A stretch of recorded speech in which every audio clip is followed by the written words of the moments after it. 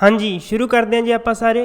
मैं हाँ तुहाडा अपना हरप्रीत ते स्वागत करदा हाँ अज दी इस खास वीडियो दे विच। अज दी इस वीडियो दे विचों एक तो दो क्वेश्चन मैं हर वीडियो कह रहा कि अपनी धमाकेदार होगी, हर वीडियो अपने पेपर के लिए इंपोर्टेंट होगी। तो अज दी इस वीडियो दे तुहाडे जिहड़े आ 2 तो 3 क्वेश्चन तुहानूं एक्साइज दे जिहड़ा एग्जाम अपना होने वाला 3 अक्तूबर नूं उहदे विच देखण नूं मिलणगे। तो अज दी इस वीडियो नूं पूरा देखो जे, शुरू तो लैके अंत तक देखो जे।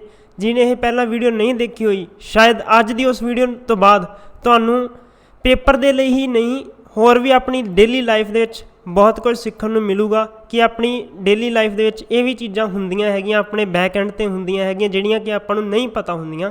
चलो जी शुरू करते हैं अज दे आपां लैक्चर नूं। ठीक है, अज तुहानूं मैं अपनी फोटो दिखाई दी। ठीक है, हैलो सारिआं नूं। ते हुण मैं हाइड हो जाना ते हुण आपां शुरू करते हैं अज दे इस लैक्चर नूं। ठीक है, हाँ तो आपां शुरू करते हैं। हाँ, सब तो पहला आपां शुरू करते हैं कुछ खास जिहड़ियां टर्म्स हैगियां अपने इकनॉमिक्स दे विच जिहड़ियां यूज़ हुंदियां वो किहड़ियां। सब तो पहला आपां नूं क्वेश्चन यही पुछिया आ सकदा कि इन्हां विचों किहड़ी ऑप्शन इकोनॉमिक डिवेलपमेंट नूं शो करदी है, जां इन्हां विचों किहड़ी ऑप्शन इकनॉमिक ग्रोथ नूं शो करदी है। तां अगर आपां नूं इन्हां विचकार जे डिफरेंस पता होगा तां ही आपां इन्हां विचकार जिहड़ा डिस्टिंग्विश कर सकदे हां, ईजीली कर सकदे हां जिहड़ा इकनॉमिक ग्रोथ हुंदी है ते इकनॉमिक डिवेलपमेंट हुंदी है। पहलां तुसीं इहनूं छड्डो, एक बारी तुसीं इधर ध्यान दो। जिहड़ी हुण ग्रोथ आ, सपोज करो जिहड़ी ग्रोथ आ ते डिवेलपमेंट आ, हुण जिवें अपने देश दे विच आ, अपना जिवें देश आ, ठीक है, अपने देश दे विच की हो रही है, डिवेलपमेंट हो रही है ना कि ग्रोथ हो रही है। अपने देश दे विच अजे तक अपनी डिवेलपिंग कंट्री आ, अजे तक अपना देश डिवेलप कर रहा। ठीक है, उहदे विच अपने देश दे विच की कंसैप्ट फॉलो कर रहे आ कि सारिਆਂ ਨੂੰ इक्वल रख के ही चलते पे आ। ਜਿਹੜੀਆਂ ਆਪਣੀਆਂ ਸਰਕਾਰਾਂ ਪੋਲਿਸੀ ਇਸ ਤਰ੍ਹਾਂ ਬਣਾਉਂਦੀਆਂ ਕਿ ਸਾਰਿਆਂ ਨੂੰ इक्वल रख के ही ਚਲਾਉਂਦੀਆਂ। Economic growth mainly developed country ਦੇ ਵਿੱਚ ਦੇਖੀਆਂ ਜਾਂਦੀਆਂ, ਜਿੱਥੇ ਕਿ US ਵਰਗੀਆਂ ਜਿਹੜੀਆਂ ਕੰਟਰੀ ਹੈਗੀਆਂ ਉੱਥੇ ਡਿਵੈਲਪਡ ਆ। ਉਹਨਾਂ ਦੇ ਬਸ ਆਈ ਹੁੰਦਾ ਕਿ ਹੁਣ ਇਕਨੋਮਿਕ ਗਰੋਥ ਕਰ ਲਈਏ, ਹੁਣ ਐਤਕੀ ਪੈਸਾ ਕਿੰਨਾ ਆਇਆ, ਪਹਿਲਾਂ ਪੈਸਾ ਕਿੰਨਾ ਆਇਆ, ਉੱਥੇ ਪੈਸੇ ਦਾ ਸਰਕੂਲੇਸ਼ਨ ਦੇਖਿਆ ਜਾਂਦਾ। ਇਸ ਕਰਕੇ ਜਿਹੜੀ ਇਕਨੋਮਿਕ ਗਰੋਥ ਹੁੰਦੀ ਆ ਉਹ ਇਕੱਲੀ ਕੁਆਂਟੀਟੇਟਿਵ ਨੂੰ ਜਾਣੀ ਉਹ ਕੁਆਂਟਿਟੀ ਨੂੰ ਸ਼ੋਅ ਕਰਦੀ ਆ ਵੀ ਪੈਸਾ ਕਿੰਨਾ ਇਸ ਦੇਸ਼ ਦੇ ਵਿੱਚ ਪੈਸਾ ਕਿੰਨਾ ਆ ਰਿਹਾ, ਉਹ ਇੱਕ ਤਰ੍ਹਾਂ ਦੀ ਗਰੋਥ ਨੂੰ ਸ਼ੋਅ ਕਰਦੀ ਹੈ। ਠੀਕ ਹੈ, ਪਤਾ ਲੱਗ ਰਿਹਾ ਨਾ ਗਰੋਥ ਅਤੇ ਡਿਵੈਲਪਮੈਂਟ ਦੇ ਵਿੱਚ। ਇਹਦੇ ਵਿੱਚ ਆਪਾਂ ਕੁਆਂਟਿਟੀ ਵੀ ਦੇਖਦੇ ਹਾਂ ਅਤੇ ਕੁਆਲਿਟੀ ਵੀ ਦੇਖਦੇ ਹਾਂ। ਹੁਣ ਆਪਣੇ ਦੇਸ਼ ਦੇ ਵਿੱਚ ਬਹੁਤ ਸਾਰੀਆਂ ਚੀਜ਼ਾਂ ਇਨਵੈਸਟਮੈਂਟ ਵੀ ਹੋ ਰਹੀ ਆ ਅਤੇ ਤਰੱਕੀ ਵੀ ਕਰ ਰਿਹਾ ਆਪਣਾ ਦੇਸ਼। ਜਿਵੇਂ ਹੁਣ IT ਸੈਕਟਰ ਦੇ ਵਿੱਚ ਤੁਹਾਨੂੰ ਪਤਾ ਸਿੰਗਾਪੁਰ ਦਾ ਪਿੱਛੇ ਜੇ ਡਾਟਾ ਆਇਆ ਸੀ, ਸਿੰਗਾਪੁਰ ਨੇ ਆਪਣੇ ਦੇਸ਼ ਦੇ ਗੁਜਰਾਤ ਵਿੱਚ ਸਭ ਤੋਂ ਜ਼ਿਆਦਾ ਨਿਵੇਸ਼ ਕੀਤਾ, ਇਨਵੈਸਟ ਕੀਤਾ। ਕਿਹੜੇ ਫੀਲਡ ਵਿੱਚ ਕੀਤਾ? IT ਸੈਕਟਰ ਦੇ ਵਿੱਚ ਕੀਤਾ। ਕਰੰਟ ਦਾ ਕੁਐਸਚਨ ਸੀਗਾ। ਤਾਂ ਉਹ ਆਪਾਂ ਹੁਣ IT ਸੈਕਟਰ ਦੀ ਕੀ ਆ, ਉੱਥੇ IT ਨੂੰ ਡਿਵੈਲਪ ਕਰਨਗੇ, ਇਨਫੋਰਮੇਸ਼ਨ ਟੈਕਨੋਲੋਜੀ ਨੂੰ ਡਿਵੈਲਪ ਕਰਨਗੇ, ਨਵੇਂ ਕੰਪਿਊਟਰਸ ਆਉਣਗੇ। ਠੀਕ ਹੈ, ਉਹ ਆਪਾਂ ਉੱਥੇ ਕੁਆਲੀਟੇਟਿਵ ਜਿਹੜਾ ਫੈਕਟਰ ਆ ਉਹ ਵੀ ਕਾਊਂਟ ਕਰਾਂਗੇ, ਕੁਆਂਟੀਟੇਟਿਵ ਦਾ ਕਾਊਂਟ ਕਰਾਂਗੇ ਕਿ ਆਪਣੇ ਦੇਸ਼ ਦੇ ਵਿੱਚ ਪੈਸਾ ਆ ਰਿਹਾ। ਨਾਲ ਹੀ ਉਹਦੇ ਨਾਲ ਜੋ ਡਿਵੈਲਪਮੈਂਟ ਹੋ ਰਹੀ ਆ ਆਪਣੇ ਦੇਸ਼ ਦੇ ਵਿੱਚ ਉਸ ਚੀਜ਼ ਦਾ ਵੀ ਆਪਾਂ ਨਾਲ ਡਿਵੈਲਪਮੈਂਟ ਨੂੰ ਲੈ ਕੇ ਚੱਲਾਂਗੇ। ਠੀਕ ਹੈ, ਸਮਝ ਲੱਗ ਗਈ ਡਿਵੈਲਪਮੈਂਟ ਅਤੇ ਗਰੋਥ। ਇਹ ਹੁਣ ਤੁਸੀਂ ਪੜ੍ਹ ਲਓ, ਪੜ੍ਹਨ 'ਤੇ ਤੁਹਾਨੂੰ ਹੁਣ ਬਹੁਤ ਆਸਾਨ ਲੱਗੂਗੀ, ਨਹੀਂ ਤਾਂ ਪਹਿਲਾਂ ਤੁਹਾਨੂੰ ਵੇਖ ਕੇ ਘਬਰਾਹਟ ਹੋਣੀ ਸੀ ਕਿ ਆਹ ਕੀ ਲਿਖਿਆ ਪਿਆ। ਹੁਣ ਪਹਿਲਾਂ ਜਿਵੇਂ ਮੇਅਰਲੀ ਕੁਆਂਟੀਟੇਟਿਵ ਕੰਸੈਪਟ ਇਹ ਹੁੰਦਾ, ਕੁਆਂਟੀਟੇਟਿਵ ਅਤੇ ਕੁਆਲੀਟੇਟਿਵ ਬੋਥ। ਠੀਕ ਹੈ, ਜਿਹੜੀ ਗਰੋਥ ਆ ਇਨਕਰੀਜ਼ਡ ਇਨ ਮੋਨੇਟਰੀ ਗਰੋਥ ਆਫ ਨੇਸ਼ਨ, ਮਤਲਬ ਪੈਸੇ ਦੇ ਵਿੱਚ ਕਿੰਨਾ ਵਾਧਾ ਹੋਇਆ। ਇਹਦੇ ਵਿੱਚ ਓਵਰਆਲ ਡਿਵੈਲਪਮੈਂਟ ਆਫ ਨੇਸ਼ਨ ਦੇਖੀ ਜਾਂਦੀ ਡਿਵੈਲਪਮੈਂਟ ਵਿੱਚ। ਅਤੇ ਨੈਰੋ ਕੰਸੈਪਟ ਆ, ਜਾਣੀ ਇਕੱਲੇ ਖਾਸ ਪਾਰਟੀਕੂਲਰ ਇੱਕ ਚੀਜ਼ ਨੂੰ ਹੀ ਆਪਾਂ ਦੇਖਦੇ ਹਾਂ। ਇਹ ਬਰੋਡਰ ਕੰਸੈਪਟ ਆ, ਮੀਨਜ਼ ਇਹਦੇ ਵਿੱਚ ਸਾਰੀਆਂ ਚੀਜ਼ਾਂ ਨੂੰ ਸਾਂਝਾ ਰੱਖ ਕੇ ਦੇਖਦੇ ਹਾਂ ਆਪਾਂ। ਇਹਦੇ ਵਿੱਚ ਸਿੰਗਲ ਅਤੇ ਯੂਨੀ ਡਿਮੈਂਸ਼ਨਲ ਕੰਸੈਪਟ ਆ, ਇਹ ਮਲਟੀ ਡਿਮੈਂਸ਼ਨਲ ਕੰਸੈਪਟ ਆ। ਜਦੋਂ ਆਪਾਂ ਵੇਖ ਹੀ ਲਿਆ ਕਿ ਇਹ ਬਰੋਡਰ ਆ, ਫਿਰ ਇਹ ਕੀ ਹੋਊਗਾ ਮਲਟੀ ਡਿਮੈਂਸ਼ਨਲ। ਇਹ ਜਿਵੇਂ ਆਪਾਂ ਦੇਖਿਆ ਇਹ ਪਤਲਾ ਨੈਰੋ ਆ, ਨੈਰੋ ਦਾ ਮਤਲਬ ਹੁੰਦਾ ਪਤਲਾ ਅਤੇ ਬਰੋਡਰ ਹੁੰਦਾ ਚੌੜਾ। ਠੀਕ ਹੈ, ਇਹ ਜਿਵੇਂ ਨੈਰੋ ਕੰਸੈਪਟ ਆ, ਇਸ ਕਰਕੇ ਇਹ ਸਿੰਗਲ ਯੂਨਿਟ ਜਾਂ ਸਿੰਗਲ ਡਿਮੈਂਸ਼ਨਲ ਕੰਸੈਪਟ ਆ। ਇਹ ਸ਼ੋਰਟ ਟਰਮ ਪ੍ਰੋਸੈਸ ਆ। ਹੁਣ ਜਿਹੜਾ ਪੈਸਾ ਉਹ ਆਏ ਆ, ਹੁਣ ਇਸ ਵਾਰੀ ਕਿੰਨਾ ਆ, ਅਗਲੇ ਸਾਲ ਕਿੰਨਾ ਆਊਗਾ, ਪਿਛਲੇ ਸਾਲ ਕਿੰਨਾ ਆ, ਜਾਣੀ ਇਹ ਸ਼ੋਰਟ ਟਰਮ ਦੇ ਵਿੱਚ ਆਪਾਂ ਕਾਊਂਟ ਕਰਾਂਗੇ ਇਕਨੋਮਿਕ ਗਰੋਥ ਨੂੰ। ਹੁਣ ਲੌਂਗ ਟਰਮ ਪ੍ਰੋਸੈਸ, ਹੁਣ ਤੁਹਾਨੂੰ ਪਤਾ ਆਪਣੇ ਦੇਸ਼ ਦੇ ਵਿੱਚ ਸੜਕਾਂ ਕਿਵੇਂ ਬਣਦੀਆਂ ਨਾ, ਕਿੰਨੀ ਤੇਜ਼ ਬਣਦੀਆਂ, 10-10 ਸਾਲ ਲਾ ਦਿੰਦੇ ਪੁਲ ਬਣਾਉਣ 'ਤੇ, ਅਤੇ ਤੁਹਾਨੂੰ ਪਤਾ ਹੀ ਹੈ ਕਿੰਨਾ ਤੇਜ਼ ਹੋ ਰਿਹਾ ਕੰਮ, ਹੈ ਨਾ। ਤਾਂ ਇਸ ਕਰਕੇ ਆਪਣਾ ਜਿਹੜਾ ਹੈਗਾ ਲੌਂਗ ਟਰਮ ਪ੍ਰੋਸੈਸ ਹੁੰਦਾ ਡਿਵੈਲਪਮੈਂਟ ਦਾ, ਜਿਹੜਾ ਵੀ ਜਿੰਨਾ ਵੀ ਪ੍ਰੋਸੈਸ ਹੁੰਦਾ ਆਪਣਾ ਲੌਂਗ ਟਰਮ ਦਾ ਪ੍ਰੋਸੈਸ ਹੁੰਦਾ। Okay, applicable to developed economy as ਮੈਂ ਜਿਵੇਂ ਤੁਹਾਨੂੰ ਕਿਹਾ ਕਿ ਜਿਵੇਂ US ਵਰਗੀਆਂ ਡਿਵੈਲਪਡ ਕੰਟਰੀ ਦੇ ਵਿੱਚ ਹੀ ਇਕਨੋਮਿਕ ਗਰੋਥ ਨੂੰ ਜ਼ਿਆਦਾ ਪ੍ਰੈਫਰ ਕੀਤਾ ਜਾਂਦਾ। ਉਹੀ ਚੈੱਕ ਕਰਦੇ ਆ ਕਿ ਸਾਡੀ ਐਤਕੀ ਕਿੰਨੀ ਸੀ, ਪਿਛਲੀ ਵਾਰੀ ਕਿੰਨੀ ਸੀ। ਆਪਣੇ 'ਚ ਜਿਹੜਾ ਡਿਵੈਲਪਿੰਗ ਇਕੋਨਮੀ ਡਿਵੈਲਪਮੈਂਟ ਦੇਖੂਗੀ। ठीक है। अपनी इंडिया वर्गियां ਜਿਹੜੀਆਂ ਡਿਵੈਲਪਿੰਗ ਕੰਟਰੀ ਹੁੰਦੀਆਂ ਉਹ ਇਕਨੋਮਿਕ ਡਿਵੈਲਪਮੈਂਟ ਦੇਖਦੀ ਹੈ ਕਿ ਪਿਛਲੇ 10 ਸਾਲਾਂ ਵਿੱਚ ਆਪਣੀ ਡਿਵੈਲਪਮੈਂਟ ਕਿੰਨੀ ਸੀ, ਹੁਣ ਅਗਲੇ 10 ਸਾਲਾਂ ਵਿੱਚ ਅਸੀਂ ਕੀ ਡਿਵੈਲਪ ਕਰਾਂਗੇ। ਸੌਰੀ। ਇਹਦੇ ਵਿੱਚ ਕਹਿੰਦੇ ਆ ignore distribution of income in ਸਪਾਈਟ of increase in income number of poor people also increase. ਇਹਦਾ ਕੀ ਮਤਲਬ ਆ, ਹੁਣ ਦੇਖੋ ਇਹਦੇ ਵਿੱਚ ਡਿਸਟਰੀਬਿਊਸ਼ਨ ਆਫ ਇਨਕਮ ਨੂੰ ਨਹੀਂ ਦੇਖਿਆ ਜਾਂਦਾ ਵੀ ਹੁਣ ਮੰਨ ਲਓ ਇਹਦੇ ਵਿੱਚ ਦੇਖਿਆ ਜਾਂਦਾ ਕਿ ਹਾਂ ਵੀ ਪੈਸਾ ਸਭ ਤੋਂ ਜ਼ਿਆਦਾ ਆ ਰਿਹਾ, ਪਰ ਐਂ ਨਹੀਂ ਉਹਦੇ ਵਿੱਚ ਕਾਊਂਟ ਕੀਤਾ ਜਾ ਰਿਹਾ ਕਿ ਇਹਦੇ ਵਿੱਚ ਗਰੀਬ ਕੋਲੇ ਪੈਸਾ ਸਭ ਤੋਂ ਜ਼ਿਆਦਾ ਆ ਰਿਹਾ ਜਾਂ ਅਮੀਰ ਕੋਲੇ ਪੈਸਾ ਸਭ ਤੋਂ ਜ਼ਿਆਦਾ ਆ ਰਿਹਾ। ਐਂ ਜ਼ਰੂਰ ਇਹਨਾਂ ਨੇ ਕੰਸੈਪਟ ਰੱਖ ਲਿਆ, ਤਾਂ ਹੀ ਤਾਂ ਇਹ ਨੈਰੋ ਕੰਸੈਪਟ ਆ ਕਿ ਇਹ ਕੁਛ ਕੁ ਚੀਜ਼ਾਂ ਨੂੰ ਦੇਖਦੇ ਆ ਵੀ ਹਾਂ ਇਹਦੇ ਕੋਲੇ ਪੈਸਾ ਜ਼ਿਆਦਾ ਤਾਂ ਆਪਣੇ ਦੇਸ਼ ਦੇ ਵਿੱਚ ਪੈਸਾ ਵੱਧ ਤੋਂ ਵੱਧ ਆ ਰਿਹਾ। ਜਿਵੇਂ ਹੁਣ ਸਪੋਜ਼ ਕਰੋ ਇੱਥੇ ਆਪਣਾ ਅੰਬਾਨੀ ਅਡਾਨੀ ਕੋਲੇ ਪੈਸਾ ਇੰਨਾ ਜ਼ਿਆਦਾ ਹੈ ਨਾ, ਇਨਕੁਐਲਿਟੀ ਕਿੰਨੀ ਆ। ਇਹ ਜਿਹੜਾ ਇਕਨੋਮਿਕ ਗਰੋਥ ਵਾਲਾ ਕੰਸੈਪਟ ਆ ਉਹ ਇਨਕੁਐਲਿਟੀ ਨੂੰ ਲੈ ਕੇ ਨਹੀਂ ਚੱਲੂਗਾ, ਠੀਕ ਹੈ। ਜਿਵੇਂ ਆਪਾਂ ਇੱਕ ਦੇਖਿਆ ਸੀ ਨਾ ਉਹ ਪਰ ਕੈਪੀਟਾ ਇਨਕਮ ਹੈ ਨਾ, ਬਸ ਉਹੀ ਹਿਸਾਬ ਕਿਤਾਬ ਆ, ਬਸ ਇਕਨੋਮਿਕ ਗਰੋਥ ਪਰ ਕੈਪੀਟਾ ਇਨਕਮ ਨੂੰ ਦੇਖਦੀ ਆ। ਬਟ ਇੱਧਰ ਜਿਹੜੀ ਡਿਸਟਰੀਬਿਊਸ਼ਨ ਆਪਾਂ ਇਨਕਮ ਨੂੰ ਪੂਰੀ ਤਰ੍ਹਾਂ ਦੇਖਾਂਗੇ। Reduction of inequality is one of the principal target of the development, ਠੀਕ ਹੈ। ਹੁਣ ਪਤਾ ਲੱਗ ਗਿਆ ਆਪਣੇ ਦੇਸ਼ ਦੇ ਵਿੱਚ ਸਾਰਿਆਂ ਨੂੰ ਲੈ ਕੇ ਚੱਲਦੇ ਆ ਕਿ ਆਪਾਂ ਗਰੀਬ ਤੋਂ ਗਰੀਬ ਅਤੇ ਅਮੀਰ ਤੋਂ ਅਮੀਰ ਸਾਰਿਆਂ ਨੂੰ ਵੇਖਣਾ ਕਿੰਨਾ ਕੁ ਕਮਾਈ ਹੋ ਰਹੀ ਆ। ਗਰੀਬ ਨੂੰ ਆਪਾਂ ਸਕੀਮਾਂ ਦੇਣੀਆਂ, ਅਮੀਰ ਤੋਂ ਆਪਾਂ ਸਕੀਮਾਂ ਖੋਹਣੀਆਂ ਹੈ ਨਾ, ਇਹ ਕੰਸੈਪਟ ਆ ਆਪਣੇ ਤਾਂ ਇੱਧਰ। ਜਿਵੇਂ ਇੱਧਰਲੀ ਐਗਜ਼ਾਮਪਲ ਕੀ ਆ GDP, ਜਿਵੇਂ ਇਨਕਮ ਨੂੰ ਹੀ ਚੈੱਕ ਕਰਦੇ ਆ, ਆਪਣਾ ਕੀ ਚੈੱਕ ਕਰਨਗੇ ਪਰ ਕੈਪੀਟਾ ਇਨਕਮ ਦੇਖਣਗੇ ਕਿ ਗਰੀਬ ਦੀ ਕਿੰਨੀ ਆ ਅਮੀਰ ਦੀ ਕਿੰਨੀ ਆ, ਉਸ ਹਿਸਾਬ ਨਾਲ ਸਕੀਮਾਂ ਦੇਣਗੇ ਹੈ ਨਾ। ਇੰਡਸਟਰੀਅਲ ਡਿਵੈਲਪਮੈਂਟ ਦੇਖਣਗੇ, ਜਿਵੇਂ ਅੱਜ ਕੱਲ੍ਹ ਤੁਹਾਨੂੰ ਪਤਾ ਹੀ ਆ ਇੰਡਸਟਰੀ ਨੂੰ ਕਾਫੀ ਜ਼ਿਆਦਾ ਪ੍ਰੈਫਰ ਕਰ ਰਹੇ ਆ ਆਪਣੇ ਪ੍ਰਾਈਮ ਮਿਨਿਸਟਰ ਜੀ ਹੈ ਨਾ।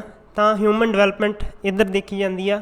ਵੈਸੇ ਕਈ ਵਾਰ ਕਈ ਚੀਜ਼ਾਂ ਹੁੰਦੀਆਂ ਜਿਹੜੀਆਂ ਆਪਾਂ ਨੂੰ ਲਿਖੀਆਂ ਸੋਹਣੀਆਂ ਲੱਗਦੀਆਂ ਹੈ ਨਾ, ਐਕਚੁਅਲ 'ਚ ਕਈ ਵਾਰ ਉਹ ਚੀਜ਼ਾਂ ਫੋਲੋ ਨਹੀਂ ਹੁੰਦੀਆਂ, ਤਾਂ ਆਪਾਂ ਉੱਥੇ ਆਪਦਾ ਦਿਮਾਗ ਜ਼ਿਆਦਾ ਨਹੀਂ ਚਲਾਉਣਾ। ਜਿਵੇਂ ਹੁਣ ਪੋਲਿਟੀ ਦੇ ਵਿੱਚ ਸੀਗੇ ਕਈ ਬੱਚੇ ਕਹਿੰਦੇ ਸੀ ਕਿ ਨਹੀਂ ਸਰ ਇਹ ਤਾਂ ਆਪਣੇ ਦੇਸ਼ ਦੇ ਵਿੱਚ ਪ੍ਰੈਫਰ ਹੁੰਦਾ ਹੀ ਨਹੀਂ ਗਾ, ਤਾਂ ਆਪਾਂ ਕਿਉਂ ਮਤਲਬ ਐਂ ਲਿਖਿਆ ਇੱਥੇ ਸੰਵਿਧਾਨ ਦੇ ਵਿੱਚ ਲਿਖਿਆ ਹੋਇਆ ਚੀਜ਼ ਆ, ਪਰ ਆਪਣੇ ਦੇਸ਼ ਦੇ ਵਿੱਚ ਕਈ ਚੀਜ਼ਾਂ ਫੋਲੋ ਹੀ ਨਹੀਂ ਹੁੰਦੀਆਂ।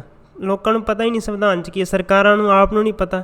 ਕਿਉਂਕਿ ਦੇਖੋ ਜਦੋਂ ਵੀ ਆਪਾਂ ਸੰਵਿਧਾਨ 'ਚ ਪੜ੍ਹਦੇ ਹਾਂ ਪ੍ਰੈਜ਼ੀਡੈਂਟ ਦੀ ਕੁਆਲੀਫਿਕੇਸ਼ਨ ਦਾ ਸਵਾਲ ਆਉਂਦਾ, ਆਰਟੀਕਲ ਨੰਬਰ 58 ਆ ਸ਼ਾਇਦ ਹੈ ਨਾ, ਉਹਦੇ 'ਚ ਕੁਆਲੀਫਿਕੇਸ਼ਨ ਕੀ ਹੁੰਦੀ ਹੈ ਕਿ ਉਹਦੀ ਉਮਰ 35 ਸਾਲ ਹੋਵੇ।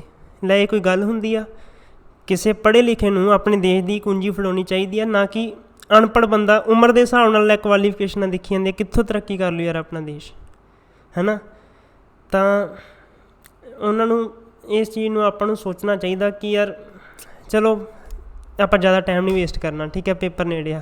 ਹੁਣ ਆ ਗਿਆ human development index HID index. ਮੈਂ ਸੋਚਿਆ ਸੀ ਵੀ ਕੁਛ ਇੰਪੋਰਟੈਂਟ ਜਿਹੜੇ ਇੰਡੈਕਸ ਹੈਗੇ ਉਹ ਮੈਂ ਤੁਹਾਨੂੰ ਲਿਖਵਾ ਦੇਵਾਂ, ਠੀਕ ਹੈ। ਫਿਰ ਆਪਾਂ ਇਨਫਲੇਸ਼ਨ ਸ਼ੁਰੂ ਕਰਦੇ ਹਾਂ। ਹਿਊਮਨ ਡਿਵੈਲਪਮੈਂਟ ਇੰਡੈਕਸ ਆਪਾਂ ਕੱਲ੍ਹ ਵੀ ਜਾਂਦੇ ਥੋੜ੍ਹਾ ਜਿਹਾ ਨਿਗਾਹ ਮਾਰ ਲਈ ਸੀ ਕਿ ਇਹ ਕੰਸੈਪਟ ਕਿਹਨੇ ਦਿੱਤਾ ਸੀ, ਮਹਿਬੂਬ ਉਲ ਹੱਕ ਨੇ ਦਿੱਤਾ ਸੀ, ਅਤੇ ਨਾਲ ਹੈਲਪ ਕਿਹਨੇ ਕੀਤੀ ਸੀ, ਅਮਰਤਿਆ ਸੇਨ ਨੇ, ਠੀਕ ਹੈ। ਇਹਨਾਂ ਨੇ ਕੀ ਕਿਹਾ, ਹਿਊਮਨ ਡਿਵੈਲਪਮੈਂਟ ਇੰਡੈਕਸ ਜਿਹੜਾ UNDP ਦੀ ਜਿਹੜੀ ਸਾਈਟ 'ਤੇ ਜਾਂਦੇ ਆ ਨਾ, ਉਹਦੀ ਓਪਨਿੰਗ ਲਾਈਨ ਹੀ ਇਹ ਪਬਲਿਸ਼ ਹੋਈ ਵੀ ਆ, people are the real wealth of nation. ਜਦੋਂ ਆਪਾਂ ਉਹਨਾਂ ਦੀ ਸਾਈਟ 'ਤੇ ਵਿਜ਼ਿਟ ਕਰਾਂਗੇ ਤੁਹਾਨੂੰ ਸਭ ਤੋਂ ਪਹਿਲਾਂ ਜਦੋਂ ਇਹਦੇ ਨਾਲ ਰਿਲੇਟਡ ਤੁਸੀਂ ਡਾਟਾ ਖੋਲ੍ਹੋਗੇ HID ਨਾਲ, ਹਿਊਮਨ ਡਿਵੈਲਪਮੈਂਟ ਇੰਡੈਕਸ ਦੇ ਨਾਲ, ਆਹੀ ਲਾਈਨ ਤੁਹਾਨੂੰ ਲਿਖੀ ਮਿਲੂਗੀ, people are real wealth of nation. ਦੇਖੋ ਹੁਣ ਆਪਣੇ ਦੇਸ਼ ਦੇ ਵਿੱਚ ਕਿੰਨੀ ਲੇਬਰ ਆ, ਜਿੰਨੀ ਵੀ ਪ੍ਰੋਡਕਸ਼ਨ ਹੁੰਦੀ ਆ ਕਿੰਨਾ ਕਰਕੇ ਹੁੰਦੀ ਆ, ਆਹੀ ਬੰਦਿਆਂ ਆਪਣੇ ਜਿਹੜੇ ਵਰਕਰ ਆ, ਆਪਾਂ ਕੰਮ ਕਰਦੇ ਹਾਂ, ਆਪਾਂ ਆਪਣੇ ਵਰਗੇ ਲੋਕ ਕੰਮ ਕਰਦੇ ਆ, ਫਿਰ ਹੀ ਜਾ ਕੇ ਆਪਾਂ ਦੇਸ਼ ਆਪਣਾ ਤਰੱਕੀ ਕਰ ਰਿਹਾ, ਫਿਰ ਹੀ ਉਹ ਇਨਕਮ ਡਿਸਟਰੀਬਿਊਟ ਹੋ ਰਹੀ ਆ, ਠੀਕ ਹੈ। ਜੇ ਲੇਬਰ ਨਾ ਹੋਵੇ ਪ੍ਰੋਡਕਸ਼ਨ ਕਿੱਥੋਂ ਹੋਵੇ, ਕਿੱਥੋਂ ਉਹ ਇਨਕਮ ਆਵੇ। So people are the real wealth of nation. ਇਹ UNDP United Nation development programme ਦੀ ਟੈਗਲਾਈਨ ਕਹਿ ਲਓ ਜਾਂ ਓਪਨਿੰਗ ਲਾਈਨ ਆ ਜਦੋਂ ਇਹ ਪਬਲਿਸ਼ ਕੀਤਾ ਗਿਆ ਸੀ, ਠੀਕ ਹੈ। ਇਹ ਕਿਹੜੇ 3 ਡਾਇਮੈਂਸ਼ਨ 'ਤੇ ਕਿਹੜੇ 3 ਪੈਰਾਮੀਟਰ ਇਹਦੇ ਵਿੱਚ ਕਾਊਂਟ ਕੀਤੇ ਜਾਂਦੇ ਆ HID ਦੇ ਵਿੱਚ, ਹਿਊਮਨ ਡਿਵੈਲਪਮੈਂਟ ਇੰਡੈਕਸ ਦੇ ਵਿੱਚ? ਲਾਈਫ ਐਕਸਪੈਕਟਿੰਗ, ਠੀਕ ਹੈ, ਲੌਂਗ ਐਂਡ ਹੈਲਦੀ ਲਾਈਫ, ਮਤਲਬ ਆਪਣੀ ਕਿੰਨੀ ਹੈਲਦੀ ਆ ਲਾਈਫ, ਆਪਣਾ ਕਿੰਨੇ ਬਿਮਾਰੀ ਤੋਂ ਰਹਿਤ ਆਪਾਂ, ਉਹ ਵਾਲੀ ਚੀਜ਼ ਦੇਖੀ ਜਾਂਦੀ ਆ। ਦੂਜੀ ਦੇਖੀ ਜਾਂਦੀ ਹੈ ਕਿ ਬੰਦੇ ਪੜ੍ਹੇ ਲਿਖੇ ਕਿੰਨੇ ਆ, ਠੀਕ ਹੈ। ਤੀਜੀ ਦੇਖੀ ਜਾਂਦੀ ਹੈ ਸਟੈਂਡਰਡ ਆਫ ਲਿਵਿੰਗ, ਕਿ ਲੋਕ ਕਿਸ ਤਰੀਕੇ ਦੀ ਲਾਈਫ ਗੁਜ਼ਾਰ ਰਹੇ ਆ, ਠੀਕ ਹੈ। ਕੀ ਉਹਨਾਂ ਕੋਲ ਰਹਿਣ ਨੂੰ ਛੱਤ ਹੈ, ਕੀ ਉਹਨਾਂ ਕੋਲ ਪਾਉਣ ਨੂੰ ਕੱਪੜਾ ਹੈ, ਕੀ ਉਹਨਾਂ ਕੋਲ ਖਾਣ ਨੂੰ ਰੋਟੀ ਹੈ। ਇਹ ਸਾਰੀਆਂ ਚੀਜ਼ਾਂ ਨੂੰ ਦੇਖਿਆ ਜਾਂਦਾ ਇਹਦੇ ਵਿੱਚ, ਠੀਕ ਹੈ। ਚਲੋ ਜੀ ਅੱਗੇ ਚੱਲਦੇ ਹਾਂ। ਕਈ ਵਾਰ ਆਪਣੇ ਤੋਂ ਇਹੀ ਪੁੱਛਿਆ ਜਾਂਦਾ ਪੇਪਰ ਦੇ ਵਿੱਚ ਕਿ ਵਿਚ ਆਫ ਦਾ ਫੋਲੋਇੰਗ, ਮਤਲਬ ਇਹਨਾਂ ਵਿੱਚੋਂ ਦੱਸੋ ਕਿ ਕਿਹੜੀ ਪਲੈਨਿੰਗ ਆ ਇਹ, ਠੀਕ ਹੈ। ਤੁਹਾਨੂੰ ਕੋਈ ਲਾਈਨ ਦੇ ਦੇਣਗੇ, ਤੁਹਾਨੂੰ ਦੱਸ ਦਿੱਤੇ ਜਾਊਗਾ ਕਿ ਇਹ ਜਿਹੜੀ ਆ ਕਿਹੜੀ ਪਲੈਨਿੰਗ ਦੇ ਅਧੀਨ ਆਊਗਾ। ਹੁਣ ਪਲੈਨਿੰਗ 2 ਤਰ੍ਹਾਂ ਦੀ ਹੁੰਦੀ ਆ, ਆਪਾਂ ਕੱਲ੍ਹ ਵੀ ਜਾਂਦੇ ਜਾਂਦੇ ਦੇਖ ਲਏ ਸੀ ਕਿ 7ਵੇਂ ਸ਼ਡਿਊਲ ਜਿਹੜਾ ਕੰਸਟੀਟਿਊਸ਼ਨ ਦੀ 7ਵੇਂ ਸ਼ਡਿਊਲ ਦੇ ਵਿੱਚ ਪਾਵਰਾਂ ਦੀ ਵੰਡ ਕੀਤੀ ਹੋਈ ਆ, ਜਿਹਦੇ ਵਿੱਚ ਆਪਾਂ ਪਾਵਰ ਆਫ ਲਿਸਟ ਦਿੱਤੀਆਂ ਹੋਈਆਂ ਵੀ division of power between state and centre, ਹੈ ਨਾ। ਉਹਦੇ ਵਿੱਚ ਲਿਸਟ ਦਿੱਤੀਆਂ ਹੋਈਆਂ 3, ਮੈਂ ਕੱਲ੍ਹ ਵੀ ਪੜ੍ਹਾਇਆ ਸੀ, ਯੂਨੀਅਨ ਲਿਸਟ, ਸਟੇਟ ਲਿਸਟ ਅਤੇ ਕਨਕਰੈਂਟ ਲਿਸਟ। ਯੂਨੀਅਨ ਦੇ ਵਿੱਚ ਕਿੰਨੇ ਸਬਜੈਕਟ ਹੁੰਦੇ ਸੀ? 100 ਸਬਜੈਕਟ, ਅਤੇ ਸਟੇਟ ਦੇ ਵਿੱਚ 61 ਅਤੇ 52 ਹੁੰਦੇ ਸੀ ਆਪਣੀ ਕਨਕਰੈਂਟ ਲਿਸਟ ਵਿੱਚ। ਉਸ ਕਨਕਰੈਂਟ ਲਿਸਟ ਦੇ ਵਿੱਚ ਕਨਕਰੈਂਟ ਦਾ ਮਤਲਬ ਹੁੰਦਾ ਉਹਦੇ ਵਿੱਚ ਸਟੇਟ ਵੀ ਆਪਦੀ ਨਿਯਮ ਬਣਾ ਸਕਦਾ। ਉਹ ਜਿਹੜੇ ਇਹਦੇ ਵਿੱਚ ਸਬਜੈਕਟ ਹੋਣਗੇ ਨਾ, ਜਿਹੜੇ ਵੀ ਇਹਦੇ ਵਿੱਚ ਮਸਲੇ ਹੋਣਗੇ, ਉਸ 'ਤੇ ਸਟੇਟ ਵੀ ਆਪਦੇ ਬਣਾ ਸਕਦਾ ਅਤੇ ਯੂਨੀਅਨ ਵੀ ਆਪਦੇ ਰੂਲਸ ਬਣਾ ਸਕਦੀ ਆ ਉਸ ਪਰਟੀਕੂਲਰ ਸਬਜੈਕਟ 'ਤੇ। ਬਟ ਹਾਂ, ਅਗਰ ਮੰਨ ਲਓ ਸਪੋਜ਼ ਕਰੋ ਇਸ ਸਬਜੈਕਟ 'ਤੇ ਕਿਸੇ ਸਟੇਟ ਨੇ ਆਪਦਾ ਬਣਾਤਾ ਰੂਲ ਬਣਾਤਾ, ਉਹ ਫੋਲੋ ਹੋਣ ਲੱਗ ਗਿਆ। ਹੁਣ ਯੂਨੀਅਨ ਕੀ ਆ, ਉਸ ਫੈਸਲੇ ਨੂੰ ਜਾਂ ਉਸ ਰੂਲ ਨੂੰ ਕੁਐਸ਼ ਕਰ ਸਕਦੀ ਆ, ਉਸ ਫੈਸਲੇ ਨੂੰ ਖ਼ਤਮ ਵੀ ਕਰ ਸਕਦੀ ਆ। ਠੀਕ ਹੈ, ਯੂਨੀਅਨ ਦੀ ਪਾਵਰ 1 ਨੰਬਰ 'ਤੇ ਆ, ਸਟੇਟ ਦੀ ਪਾਵਰ 2 'ਤੇ ਹੋਊਗੀ ਕਨਕਰੈਂਟ ਦੇ ਵਿੱਚ। ਓਕੇ, ਸਮਝ ਲੱਗ ਗਈ। ਬਟ ਕਨਕਰੈਂਟ ਦੇ ਵਿੱਚ ਬਣਾ ਦੋਨੇ ਸਕਦੇ ਆ। ਮੰਨੀ ਕਿਹਦੀ ਜਾਊਗੀ? ਮੰਨੀ ਯੂਨੀਅਨ ਦੀ ਜਾਊਗੀ, ਅਗਰ ਉਹ ਉਹਦੇ ਹੱਕ ਦੇ ਵਿੱਚ ਨਹੀਂ ਹੈਗਾ। ਚਲੋ ਜੀ, ਆਪਾਂ ਗੱਲ ਕਰਦੇ ਸੀ ਹੁਣ ਕਨਕਰੈਂਟ ਲਿਸਟ ਦੇ ਵਿੱਚ ਇਕਨੋਮਿਕ ਪਲੈਨਿੰਗ ਦਿੱਤੀ ਸੀ। ਪਲੈਨਿੰਗ 2 ਤਰ੍ਹਾਂ ਦੀ ਹੁੰਦੀ ਆ, ਇੰਡੀਕੇਟਿਵ ਅਤੇ ਇੰਪੈਰੇਟਿਵ ਪਲੈਨਿੰਗ। ਠੀਕ ਹੈ, ਇਹਦੇ ਵਿੱਚ ਇੰਡੀਕੇਟਿਵ ਦੇ ਵਿੱਚ ਕੀ ਹੁੰਦਾ? ਕੈਪੀਟਲਿਸਟ ਇਕੋਨਮੀ ਆਉਂਦੀ ਆ। ਆਪਾਂ ਕੱਲ੍ਹ ਕੈਪੀਟਲਿਸਟ ਅਤੇ ਇੱਕ ਸੋਸ਼ਲਿਸਟ ਇਕੋਨਮੀ 2 ਚੀਜ਼ਾਂ ਪੜ੍ਹੀਆਂ ਸੀਗੀਆਂ। ਠੀਕ ਹੈ, ਇਹਦੇ ਵਿੱਚ ਕੈਪੀਟਲਿਸਟ ਇਕੋਨਮੀ 'ਚ ਕਿਹੜੀ ਆ ਜਾਂਦੀ ਆ? ਇੰਡੀਕੇਟਿਵ ਪਲੈਨਿੰਗ। ਜਾਣੀ ਇਹਦੇ ਵਿੱਚ ਪਲੈਨਿੰਗ ਨੂੰ ਇੰਡੀਕੇਟ ਕੀਤਾ ਜਾਂਦਾ ਕਿਹਦੇ ਦੁਆਰਾ? ਪ੍ਰਾਈਵੇਟ ਘਰਾਣਿਆਂ ਦੁਆਰਾ, ਜਿਹੜੇ ਪ੍ਰਾਈਵੇਟ ਸੈਕਟਰ ਹੁੰਦੇ ਆ ਉਹਨਾਂ ਦੁਆਰਾ ਹੀ, ਮਤਲਬ ਇਹਨਾਂ ਦੀ ਪਲੈਨਿੰਗ ਨੂੰ ਇੰਡੀਕੇਟ ਕੀਤਾ ਜਾਂਦਾ, ਆਪਦੀਆਂ ਪਲੈਨਿੰਗ ਨੂੰ ਇੰਡੀਕੇਟ ਕੀਤਾ ਜਾਂਦਾ। ਇੰਪੈਰੇਟਿਵ ਕੀ ਹੁੰਦੀ ਆ? ਇਹਦੇ ਵਿੱਚ ਲੋਕਾਂ ਦਾ ਭਲਾ ਦੇਖਿਆ ਜਾਂਦਾ। ਇਹਦੇ ਵਿੱਚ ਸੋਸ਼ਲਿਸਟ ਇਕੋਨਮੀ ਆ ਜਾਂਦੀ ਆ, ਇਹਦੇ ਵਿੱਚ ਲੋਕਾਂ ਦਾ ਵੈਲਫੇਅਰ ਦੇਖਿਆ ਜਾਂਦਾ। ਠੀਕ ਹੈ, ਇਸ ਚੀਜ਼ ਨੂੰ ਆਪਾਂ ਬੋਲਦੇ ਹਾਂ ਇੰਪੈਰੇਟਿਵ। ਇਹ ਜਿਹੜੀ ਇੰਪੈਰੇਟਿਵ ਪਲੈਨਿੰਗ ਹੁੰਦੀ ਆ, ਇਹ ਗੌਰਮੈਂਟ ਦੇ ਹੱਥ ਵਿੱਚ ਹੁੰਦੀ ਆ, ਅਤੇ ਇਹ ਵਾਲੀ ਹੁੰਦੀ ਆ ਪ੍ਰਾਈਵੇਟ ਘਰਾਣਿਆਂ ਦੇ ਹੱਥ ਵਿੱਚ। ਠੀਕ ਹੈ, ਹੁਣ ਇਹਨਾਂ ਨੇ ਕੀ ਲਿਖਿਆ? Substantial role in given to private sector, ਜੋ ਕਿ ਆਪਾਂ ਹੁਣੇ ਗੱਲ ਕੀਤੀ ਹੋਈ ਆ। Within broad economy parameter set by government. ਹੁਣ ਗੌਰਮੈਂਟ ਨੇ ਜਿਹੜੇ ਪੈਰਾਮੀਟਰ ਸੈੱਟ ਕਰਤੇ ਵੀ ਹਾਂ ਆਹ ਵਾਲੀਆਂ ਚੀਜ਼ਾਂ ਠੀਕ ਆ ਹੈਗੀ ਪੈਰਾਮੀਟਰ, ਉਹਨਾਂ ਪੈਰਾਮੀਟਰ ਦੇ ਅਧੀਨ ਜਿਹੜਾ ਕੰਮ ਕਰਨਗੇ, ਕੌਣ ਕਰਨਗੇ? ਪ੍ਰਾਈਵੇਟ ਸੈਕਟਰ ਵਾਲੇ ਕੰਮ ਕਰਨਗੇ। ਇਹਦੇ ਵਿੱਚ ਕੀ ਆ? ਆਲ ਇਕੋਨਮਿਕ ਡਿਸੀਜ਼ਨ। ਹੁਣ ਪੈਰਾਮੀਟਰ ਵੀ ਉਹ ਆਪ ਡਿਸੀਜ਼ਨ ਕਰੂ ਗੌਰਮੈਂਟ, ਅਤੇ ਅੰਦਰ ਵੀ ਜਿਹੜੇ ਰੂਲਸ ਵੀ ਆ ਉਹਨਾਂ ਦੀ ਰੈਗੂਲੇਸ਼ਨ ਵੀ ਕੌਣ ਕਰੂ? ਉਹ ਵੀ ਸਰਕਾਰ ਹੀ ਕਰੂ। ਉਹਦੇ 'ਚ ਆ ਜਾਂਦੀ ਆ ਇੰਪੈਰੇਟਿਵ ਪਲੈਨਿੰਗ। ਇਹਨੂੰ ਕਹਿੰਦੇ ਇੰਪੈਰੇਟਿਵ, ਇਹਨੂੰ ਕਹਿੰਦੇ ਆ ਇੰਡੀਕੇਟਿਵ। ਸਮਝ ਲੱਗ ਗਈ? ਆਈ ਹੋਪ ਜਿੰਨਾ ਮੈਂ ਈਜ਼ੀ ਟੂ ਈਜ਼ੀ ਸਮਝਾ ਸਕਦਾ ਸੀ, ਇੱਦੋਂ ਸ਼ਾਇਦ ਕੋਈ ਈਜ਼ੀ ਨਹੀਂ ਸਮਝਾ ਸਕਦਾ ਤੁਹਾਨੂੰ, ਅਤੇ ਮੈਨੂੰ ਪਤਾ ਕਿ ਤੁਹਾਨੂੰ ਸਮਝ ਆ ਚੁੱਕੀ ਆ। ਹੁਣ ਮੈਂ ਚੱਲਦਾ ਅਗਲੀ ਸਲਾਈਡ ਦੇ ਵਿੱਚ। ਇੱਕ ਕਈ ਵਾਰ ਇਹ ਵੀ ਜੇ ਪੁੱਛਿਆ ਜਾਵੇ ਕਿ ਮਾਈਕਰੋ ਇਕੋਨਮੀ ਕੀ ਹੁੰਦੀ ਹੈ ਅਤੇ ਮੈਕਰੋ ਇਕੋਨਮੀ ਕੀ ਹੁੰਦੀ ਆ, ਆਪਾਂ ਨੂੰ ਇਹਨਾਂ ਵਿਚਕਾਰ ਡਿਫਰੈਂਸ ਪਤਾ ਹੋਣਾ ਮੋਟਾ ਮੋਟਾ ਜ਼ਰੂਰੀ ਆ, ਕਿਉਂਕਿ ਅਗਰ ਆਪਾਂ ਨੂੰ ਇਹੀ ਨਹੀਂ ਪਤਾ ਹੋਊਗਾ ਤਾਂ ਆਪਾਂ ਫਿਰ ਇਕੋਨਮੀ ਦੇ ਪੇਪਰ ਦੇਣ ਦੇ ਹੱਕਦਾਰ ਨਹੀਂ ਹੋਵਾਂਗੇ। ਠੀਕ ਹੈ, ਕਿਉਂਕਿ ਇਹ ਆਪਣਾ ਬੇਸ ਆ, ਇੱਕ ਤਰ੍ਹਾਂ ਦੀ ਇਹ ਜੜ੍ਹ ਆ, ਫਿਰ ਹੀ ਆਪਣਾ ਪੌਦਾ ਜਿਹੜਾ ਮਜ਼ਬੂਤ ਹੋਊਗਾ। ਅਗਰ ਆਪਾਂ ਨੂੰ ਇਹ ਚੀਜ਼ਾਂ ਦਾ ਮਾੜਾ ਮੋਟਾ ਵੀ ਗਿਆਨ ਹੋਇਆ ਤਾਂ ਫਿਰ ਆਪਾਂ ਉੱਥੇ ਆਈਡੀਆ ਵੀ ਲਗਾ ਸਕਦੇ ਹੋਵਾਂਗੇ। ਹੁਣ ਮਾਈਕਰੋ ਦਾ ਮਤਲਬ ਕੀ ਹੁੰਦਾ? ਮਾਈਕਰੋ ਸੂਖਮ, ਇਹਨੂੰ ਸੂਖਮ ਵੀ ਬੋਲ ਦਿੰਦੇ ਆ। ਠੀਕ ਹੈ, ਪੰਜਾਬੀ 'ਚ ਜਿਹਨੇ ਲਿਖਣਾ ਉਹ ਸੂਖਮ ਵੀ ਲਿਖ ਸਕਦਾ, ਜਾਣੀ ਬਹੁਤ ਮਹੀਨ। ਠੀਕ ਹੈ, ਮੰਨ ਲਓ ਹੁਣ ਆਪਣਾ ਦੇਸ਼ ਆ, ਇਹਦੇ ਵਿੱਚ ਮਹੀਨ ਜਿਹੜੀ ਛੋਟੇ ਭਾਗਾਂ ਦੀ ਇਕੋਨਮੀ ਨੂੰ ਇਹਨੂੰ ਕਹਾਂਗੇ ਮਾਈਕਰੋ ਇਕੋਨਮੀ। ਇਹ ਹੁੰਦੀ ਹੈ ਘਰ ਦੇ ਲੈਵਲ 'ਤੇ। ਹੁਣ ਆਪਾਂ ਘਰੇ ਵੀ ਤੁਹਾਨੂੰ ਪਤਾ, ਆਪਾਂ ਹੁਣ ਜਿੰਨਾ ਵੀ ਘਰ ਦਾ ਸਿਸਟਮ, ਘਰ ਦਾ ਆਪਣਾ ਬਜਟ ਚੱਲਦਾ, ਘਰ ਦਾ ਜੋ ਵੀ ਖਰਚਾ ਨਿਕਲਦਾ, ਪਹਿਲਾਂ ਆਪਾਂ ਉਹਦੀ ਪਲੈਨਿੰਗ ਕਰਦੇ ਹਾਂ ਕਿ ਹਾਂ ਮੇਰੀ ਕਮਾਈ ਇੰਨੀ ਹੈਗੀ ਆ, ਇੰਨੇ ਪੈਸੇ ਮੈਂ, ਵੈਸੇ ਤਾਂ ਕੋਈ ਵਿਰਲਾ ਹੀ ਕਰਦਾ ਆਪਣੇ ਘਰਾਂ 'ਚੋਂ ਪਲੈਨਿੰਗ, ਬਸ ਆਈ ਚਲਾਈ ਜੀ ਹੁੰਦੀ ਆ ਕਿ ਮੇਰੀ ਜੇਬ 'ਚ ਪੈਸੇ ਹੈਗੇ, ਅੱਜ ਮੈਂ ਖੰਡ ਲਿਆਉਣੀ ਆ ਅਤੇ ਬਸ ਠੀਕ ਆ, ਹੈ ਨਾ, ਮਤਲਬ ਇੱਦਾਂ ਕਰਕੇ ਹੁੰਦਾ। ਬਟ ਹਾਂ, ਸਹੀ ਤਰ੍ਹਾਂ ਉਹ ਹੁੰਦੀ ਹੈ ਕਿ ਜਿਹੜੀ ਆਪਾਂ ਘਰ ਦੇ ਲੈਵਲ 'ਤੇ ਪਹਿਲਾਂ ਪਲੈਨਿੰਗ ਕਰਦੇ ਹਾਂ, ਸੋਚਦੇ ਹਾਂ ਕਿ ਇੰਨਾ ਮੇਰਾ ਬਜਟ ਮੇਰਾ ਇੱਧਰ ਆ, ਇੰਨੇ ਮੈਂ ਆਪਦੇ ਬੱਚਿਆਂ ਦੀ ਫੀਸ ਭਰਨੀ ਆ, ਇੰਨੇ ਨਾਲ ਮੈਂ ਆਪਦਾ ਘਰ ਦਾ ਖਰਚਾ ਕੱਢਣਾ, ਅਤੇ ਇੰਨੇ ਮੈਂ ਆਪਦੇ ਸੇਵ ਕਰਨੇ ਆ, ਇੰਨਾ ਮੈਂ ਇੱਧਰ ਖਰਚਾ ਕਰਨਾ। ਉਹ ਜਿਹੜੀ ਇਕੋਨਮੀ ਦੀ ਜਿਹੜੀ ਪਲੈਨਿੰਗ ਹੋਊਗੀ, ਉਹ ਆਪਾਂ ਮਾਈਕਰੋ ਇਕੋਨਮੀ ਦੇ ਅੰਡਰ ਸਟੱਡੀ ਕਰਾਂਗੇ। ਠੀਕ ਹੈ, ਮਾਈਕਰੋ ਇਕੋਨਮੀ ਦੇ ਅੰਡਰ ਸਟੱਡੀ ਕਰਾਂਗੇ। ਜਿਵੇਂ ਫੈਕਟਰੀਆਂ ਵਾਲੇ ਵੀ ਆਪਦਾ ਬਜਟ ਦੇਖਦੇ ਆ ਕਿ ਇੰਨਾ ਸਾਡਾ ਖਰਚਾ ਹੋ ਰਿਹਾ, ਇੰਨੀ ਸਾਨੂੰ ਰੈਵਨਿਊ ਜਨਰੇਟ ਕਰ ਪਾ ਰਹੇ ਹਾਂ। ਉਹ ਲੈਵਲ ਜਿਹੜਾ ਹੁੰਦਾ ਵੀ ਜਿਹਦੇ ਨਾਲ ਹੋਰਾਂ ਨੂੰ ਨਹੀਂ, ਉਹਨਾਂ ਨੂੰ ਆਪਦਿਆਂ ਨੂੰ ਬੈਨੀਫਿਟ ਦਾ ਸੋਚਣ ਜਾਂ ਆਪਦੇ ਵਾਲਾ ਏਰੀਆ ਦਾ ਸੋਚਣ, ਉਹ ਹੁੰਦੀ ਆ ਮਾਈਕਰੋ ਇਕੋਨਮੀ ਦੇ ਅੰਡਰ। ਠੀਕ ਹੈ, ਤਾਂ ਇਹਦੇ ਵਿੱਚ ਆਪਾਂ ਡਿਮਾਂਡ ਸਪਲਾਈ ਦੇ ਅਕੋਰਡਿੰਗ ਦੇਖਦੇ ਹਾਂ। ਹੁਣ ਮੰਨ ਲਓ ਪ੍ਰਾਈਸ ਵੱਧਦਾ ਘਟਦਾ, ਹੈ ਨਾ, ਆਪਣੀ ਡਿਮਾਂਡ 'ਤੇ ਫਰਕ ਪੈਂਦਾ। ਮੰਨ ਲਓ ਸਪੋਜ਼ ਕਰੋ ਹੁਣ ਘਿਓ ਦਾ ਰੇਟ ਪਿੱਛੇ ਜੇ ਬਹੁਤ ਜ਼ਿਆਦਾ ਵੱਧ ਗਿਆ ਸੀ, ਲੋਕਾਂ ਨੇ ਕੰਜ਼ੰਪਸ਼ਨ ਤਾਂ ਨਹੀਂ ਘਟਾਈ, ਬਟ ਹਾਂ ਜਿੱਥੇ ਅੱਗੇ 5 ਕਿਲੋ ਲੈਂਦੇ ਸੀ ਉੱਥੇ 4 ਕਿਲੋ ਲੈਣ ਲੱਗ ਗਏ ਸੀਗੇ। ਠੀਕ ਹੈ, ਇਹਦੇ ਵਿੱਚ ਆਪਣੀ ਡਿਮਾਂਡ ਅਤੇ ਸਪਲਾਈ 'ਚ ਵੀ ਫਰਕ ਪੈਂਦਾ। ਬਟ ਮੈਕਰੋ ਇਕੋਨਮੀ ਕੀ ਆ, ਉਹ ਪੂਰੇ ਦੇਸ਼ ਦੀ ਇਕੋਨਮੀ ਨੂੰ ਲੈ ਕੇ ਚੱਲਦੇ ਆ। ਠੀਕ ਹੈ, ਮੈਕਰੋ ਇਕੋਨਮੀ ਹੁੰਦੀ ਹੈ ਵੱਡੇ ਪੱਧਰ 'ਤੇ ਹੋਲ ਇਕੋਨਮੀ ਨੂੰ ਸਟੱਡੀ ਕਰਦੇ ਆ, ਜਿਵੇਂ ਬਜਟ ਹੋ ਗਿਆ, ਨੈਸ਼ਨਲ ਇਨਕਮ ਹੋ ਗਈ। ਇੱਧਰ ਜਿਹੜੀ ਫਲਕਚੁਏਸ਼ਨ ਸੀ ਡਿਮਾਂਡ ਸਪਲਾਈ ਨੂੰ ਲੈ ਕੇ ਸੀ, ਪ੍ਰਾਈਸ ਨੂੰ ਲੈ ਕੇ ਡਿਮਾਂਡ ਅਤੇ ਸਪਲਾਈ ਨੂੰ ਫਰਕ ਪੈਂਦਾ ਸੀ। ਇੱਧਰ ਆਪਾਂ ਨੈਸ਼ਨਲ ਇਨਕਮ ਦੀ ਗੱਲ ਕਰਦੇ ਹੁੰਦੇ ਹਾਂ। ਅਤੇ ਜੇ ਪੁੱਛ ਲੈਣ ਮਾਈਕਰੋ ਇਕੋਨਮੀ ਦੇ ਫਾਦਰ ਕੌਣ ਆ, ਤਾਂ ਇਹ ਹੈਗੇ ਐਡਮ ਸਮਿਥ। ਇਹਨਾਂ ਨੇ ਮਾਈਕਰੋ ਇਕੋਨਮੀ ਨੂੰ ਨਾਮ ਨਹੀਂ ਦਿੱਤਾ ਸੀ, ਬਟ ਇਹਦੇ ਡੈਡੀ ਜੀ ਇਹੀ ਵੱਜਣਗੇ ਐਡਮ ਸਮਿਥ। ਨਾਮ ਕਿਹਨੇ ਦਿੱਤਾ ਸੀ ਉਹ ਮੈਂ ਤੁਹਾਨੂੰ ਅੱਗੇ ਦੱਸਦਾ, ਉਹ ਰੈਗਨਰ ਫਰਿਸ਼, ਉਹ ਮੈਂ ਅੱਗੇ ਤੁਹਾਨੂੰ ਲਿਖਵਾ ਦੂੰਗਾ। ਠੀਕ ਹੈ, ਮੈਕਰੋ ਇਕੋਨਮੀ ਦੇ ਡੈਡੀ ਜੀ ਕੌਣ ਆ, ਉਹ ਹੈਗੇ JM ਕੀਨਜ਼। ਠੀਕ ਹੈ, ਫਾਦਰ ਆਫ ਮੈਕਰੋ, ਤਾਂ ਉੱਥੇ ਆਪਾਂ ਟਿਕ ਕਰਾਂਗੇ JM ਕੀਨਜ਼। ਬਟ ਸ਼ਰਤ ਇਹ ਆ ਉਹਨਾਂ ਨੇ ਫਾਦਰ ਪੁੱਛਿਆ ਹੋਵੇ। ਅਗਰ ਉਹਨਾਂ ਨੇ ਇਹ ਪੁੱਛ ਲਿਆ ਕਿ ਟਰਮਸ ਕਿਹਨੇ ਕੁਆਇਨ ਕੀਤੀਆਂ, ਫਿਰ ਉੱਥੇ ਆਪਣਾ ਆਨਸਰ ਆ ਜਾਊਗਾ ਕਿ ਰੈਗਨਰ ਫਰਿਸ਼। ਉਹ ਵੀ ਲਿਖੀ ਲਓ ਚੱਲ। ਆ ਲਿਖਿਆ ਹੋਇਆ point, terms micro and macro given by Ragnar Frisch. ਠੀਕ ਹੈ, ਲਿਖ ਲਿਆ। First economic award given to, ਇਹ ਵੀ ਕਈ ਵਾਰ ਪੁੱਛ ਲਿਆ ਜਾਂਦਾ ਵੀ ਪਹਿਲਾ ਇਕੋਨਮਿਕ ਅਵਾਰਡ ਕਿਹਨੂੰ ਦਿੱਤਾ ਗਿਆ, ਉਹ ਰੈਗਨਰ ਫਰਿਸ਼ ਨੂੰ ਹੀ ਦਿੱਤਾ ਗਿਆ। ਅਤੇ ਨਾਲ ਉਹਦੇ ਕਿਹਨੂੰ ਦਿੱਤਾ ਗਿਆ ਸੀ, ਜੈਨਟਿਨਬਰਜਨ ਨੂੰ। ਠੀਕ ਹੈ, ਜੈਨਟਿਨਬਰਜਨ ਨੂੰ ਦਿੱਤਾ ਗਿਆ ਨਾਲ ਇਹਦੇ ਜਿਹੜਾ ਇਕੋਨਮੀ ਅਵਾਰਡ ਸੀ। ਠੀਕ ਹੈ, ਤੁਹਾਨੂੰ ਇਹ ਵੀ ਪਤਾ ਹੋਣਾ ਚਾਹੀਦਾ ਜਿਹੜੇ ਅਵਾਰਡ ਹੁੰਦੇ ਉਹ ਸ਼ੇਅਰ ਕਰਕੇ ਵੀ ਦਿੱਤੇ ਜਾਂਦੇ ਹੁੰਦੇ ਆ, ਵੀ ਅੱਧਾ ਤੇਰਾ ਅੱਧਾ ਇਹਦਾ। ਠੀਕ ਹੈ, ਪੜ੍ਹਿਆ ਹੀ ਹੋਊਗਾ, ਸਾਰਿਆਂ ਨੂੰ ਪਤਾ ਹੀ ਹੋਣਾ ਹੁਣ ਤੱਕ।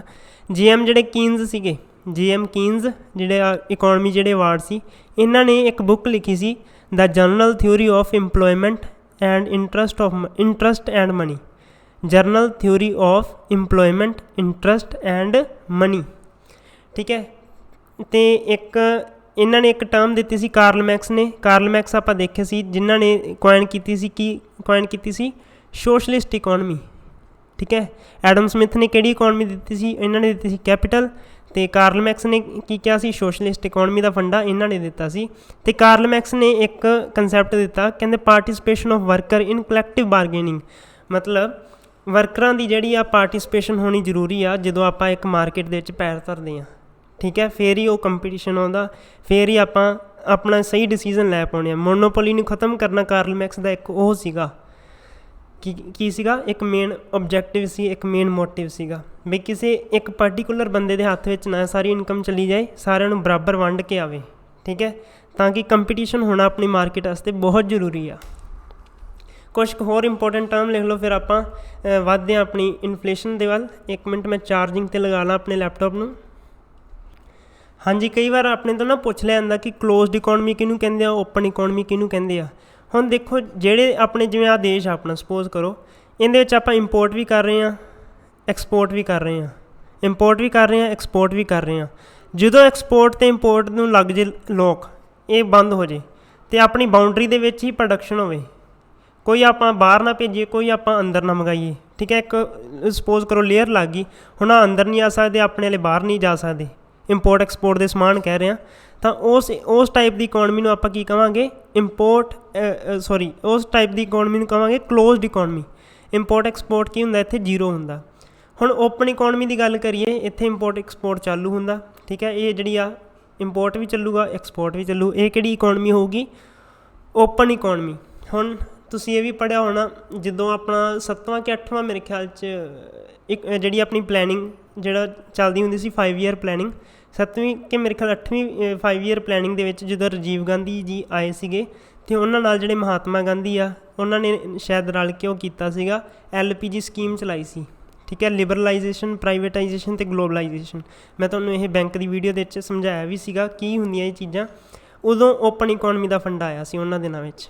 ਠੀਕ ਹੈ, ਉਦੋਂ ਉਹਨਾਂ ਨੇ ਇੰਪੋਰਟ ਐਕਸਪੋਰਟ ਨੂੰ ਖੋਲ੍ਹਿਆ ਸੀਗਾ।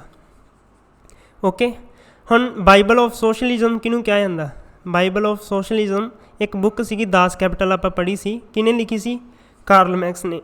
ਠੀਕ ਹੈ, ਇਕੋਨਮੀ ਇਮਰਜ ਡਿਊ ਟੂ, ਹੁਣ ਮੰਨ ਲਓ ਕਈ ਵਾਰ ਹੁਣ ਇਹ ਵੀ ਕੁਐਸਚਨ ਬਹੁਤ ਵਾਰ ਦੇਖਿਆ ਜਾਂਦਾ ਕਿ ਕੁਐਸਚਨ ਸਿੱਧਾ ਹੀ ਪਿਆ ਹੁੰਦਾ ਕਿ ਇਕੋਨਮੀ ਸਿਚੁਏਸ਼ਨ ਕਿੱਥੇ ਪੈਦਾ ਹੁੰਦੀ ਆ, ਜਿੱਥੇ ਰਿਸੋਰਸਿਸ ਦੀ ਸਕਾਰਸਿਟੀ ਹੋਵੇ, ਜਿੱਥੇ ਇਹਨਾਂ ਦੀ ਕਮੀ ਆ ਜੇ, ਘਾਟ ਆ ਜੇ।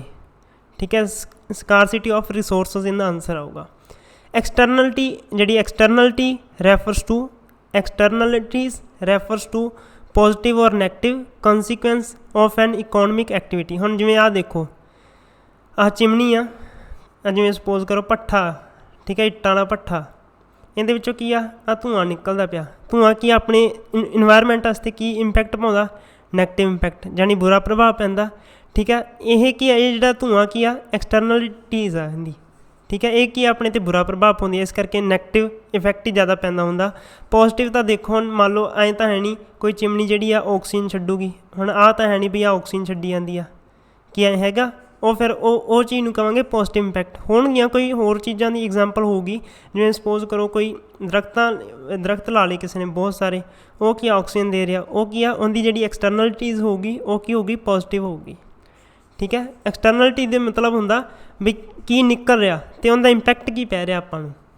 ਠੀਕ ਹੈ, ਇਕੋਨਮਿਕ ਦੇ ਵਿੱਚ ਕੀ ਇੰਪੈਕਟ ਪੈ ਰਿਹਾ, ਬਸ ਤੁਹਾਨੂੰ ਇੱਕ ਮੈਂ ਐਗਜ਼ਾਮਪਲ ਲੈ ਕੇ ਮੋਟਾ ਸਮਝਾਤਾ। ਇਦੋਂ ਬਾਹਰ ਆਪਣੇ ਤੋਂ ਕੋਈ ਕੁਐਸਚਨ ਨਹੀਂ ਆਊਗਾ ਅਗਰ ਇਹਨਾਂ ਟੌਪਿਕ ਦੇ ਵਿੱਚੋਂ ਕੋਈ ਕੁਐਸਚਨ ਆਇਆ ਤਾਂ।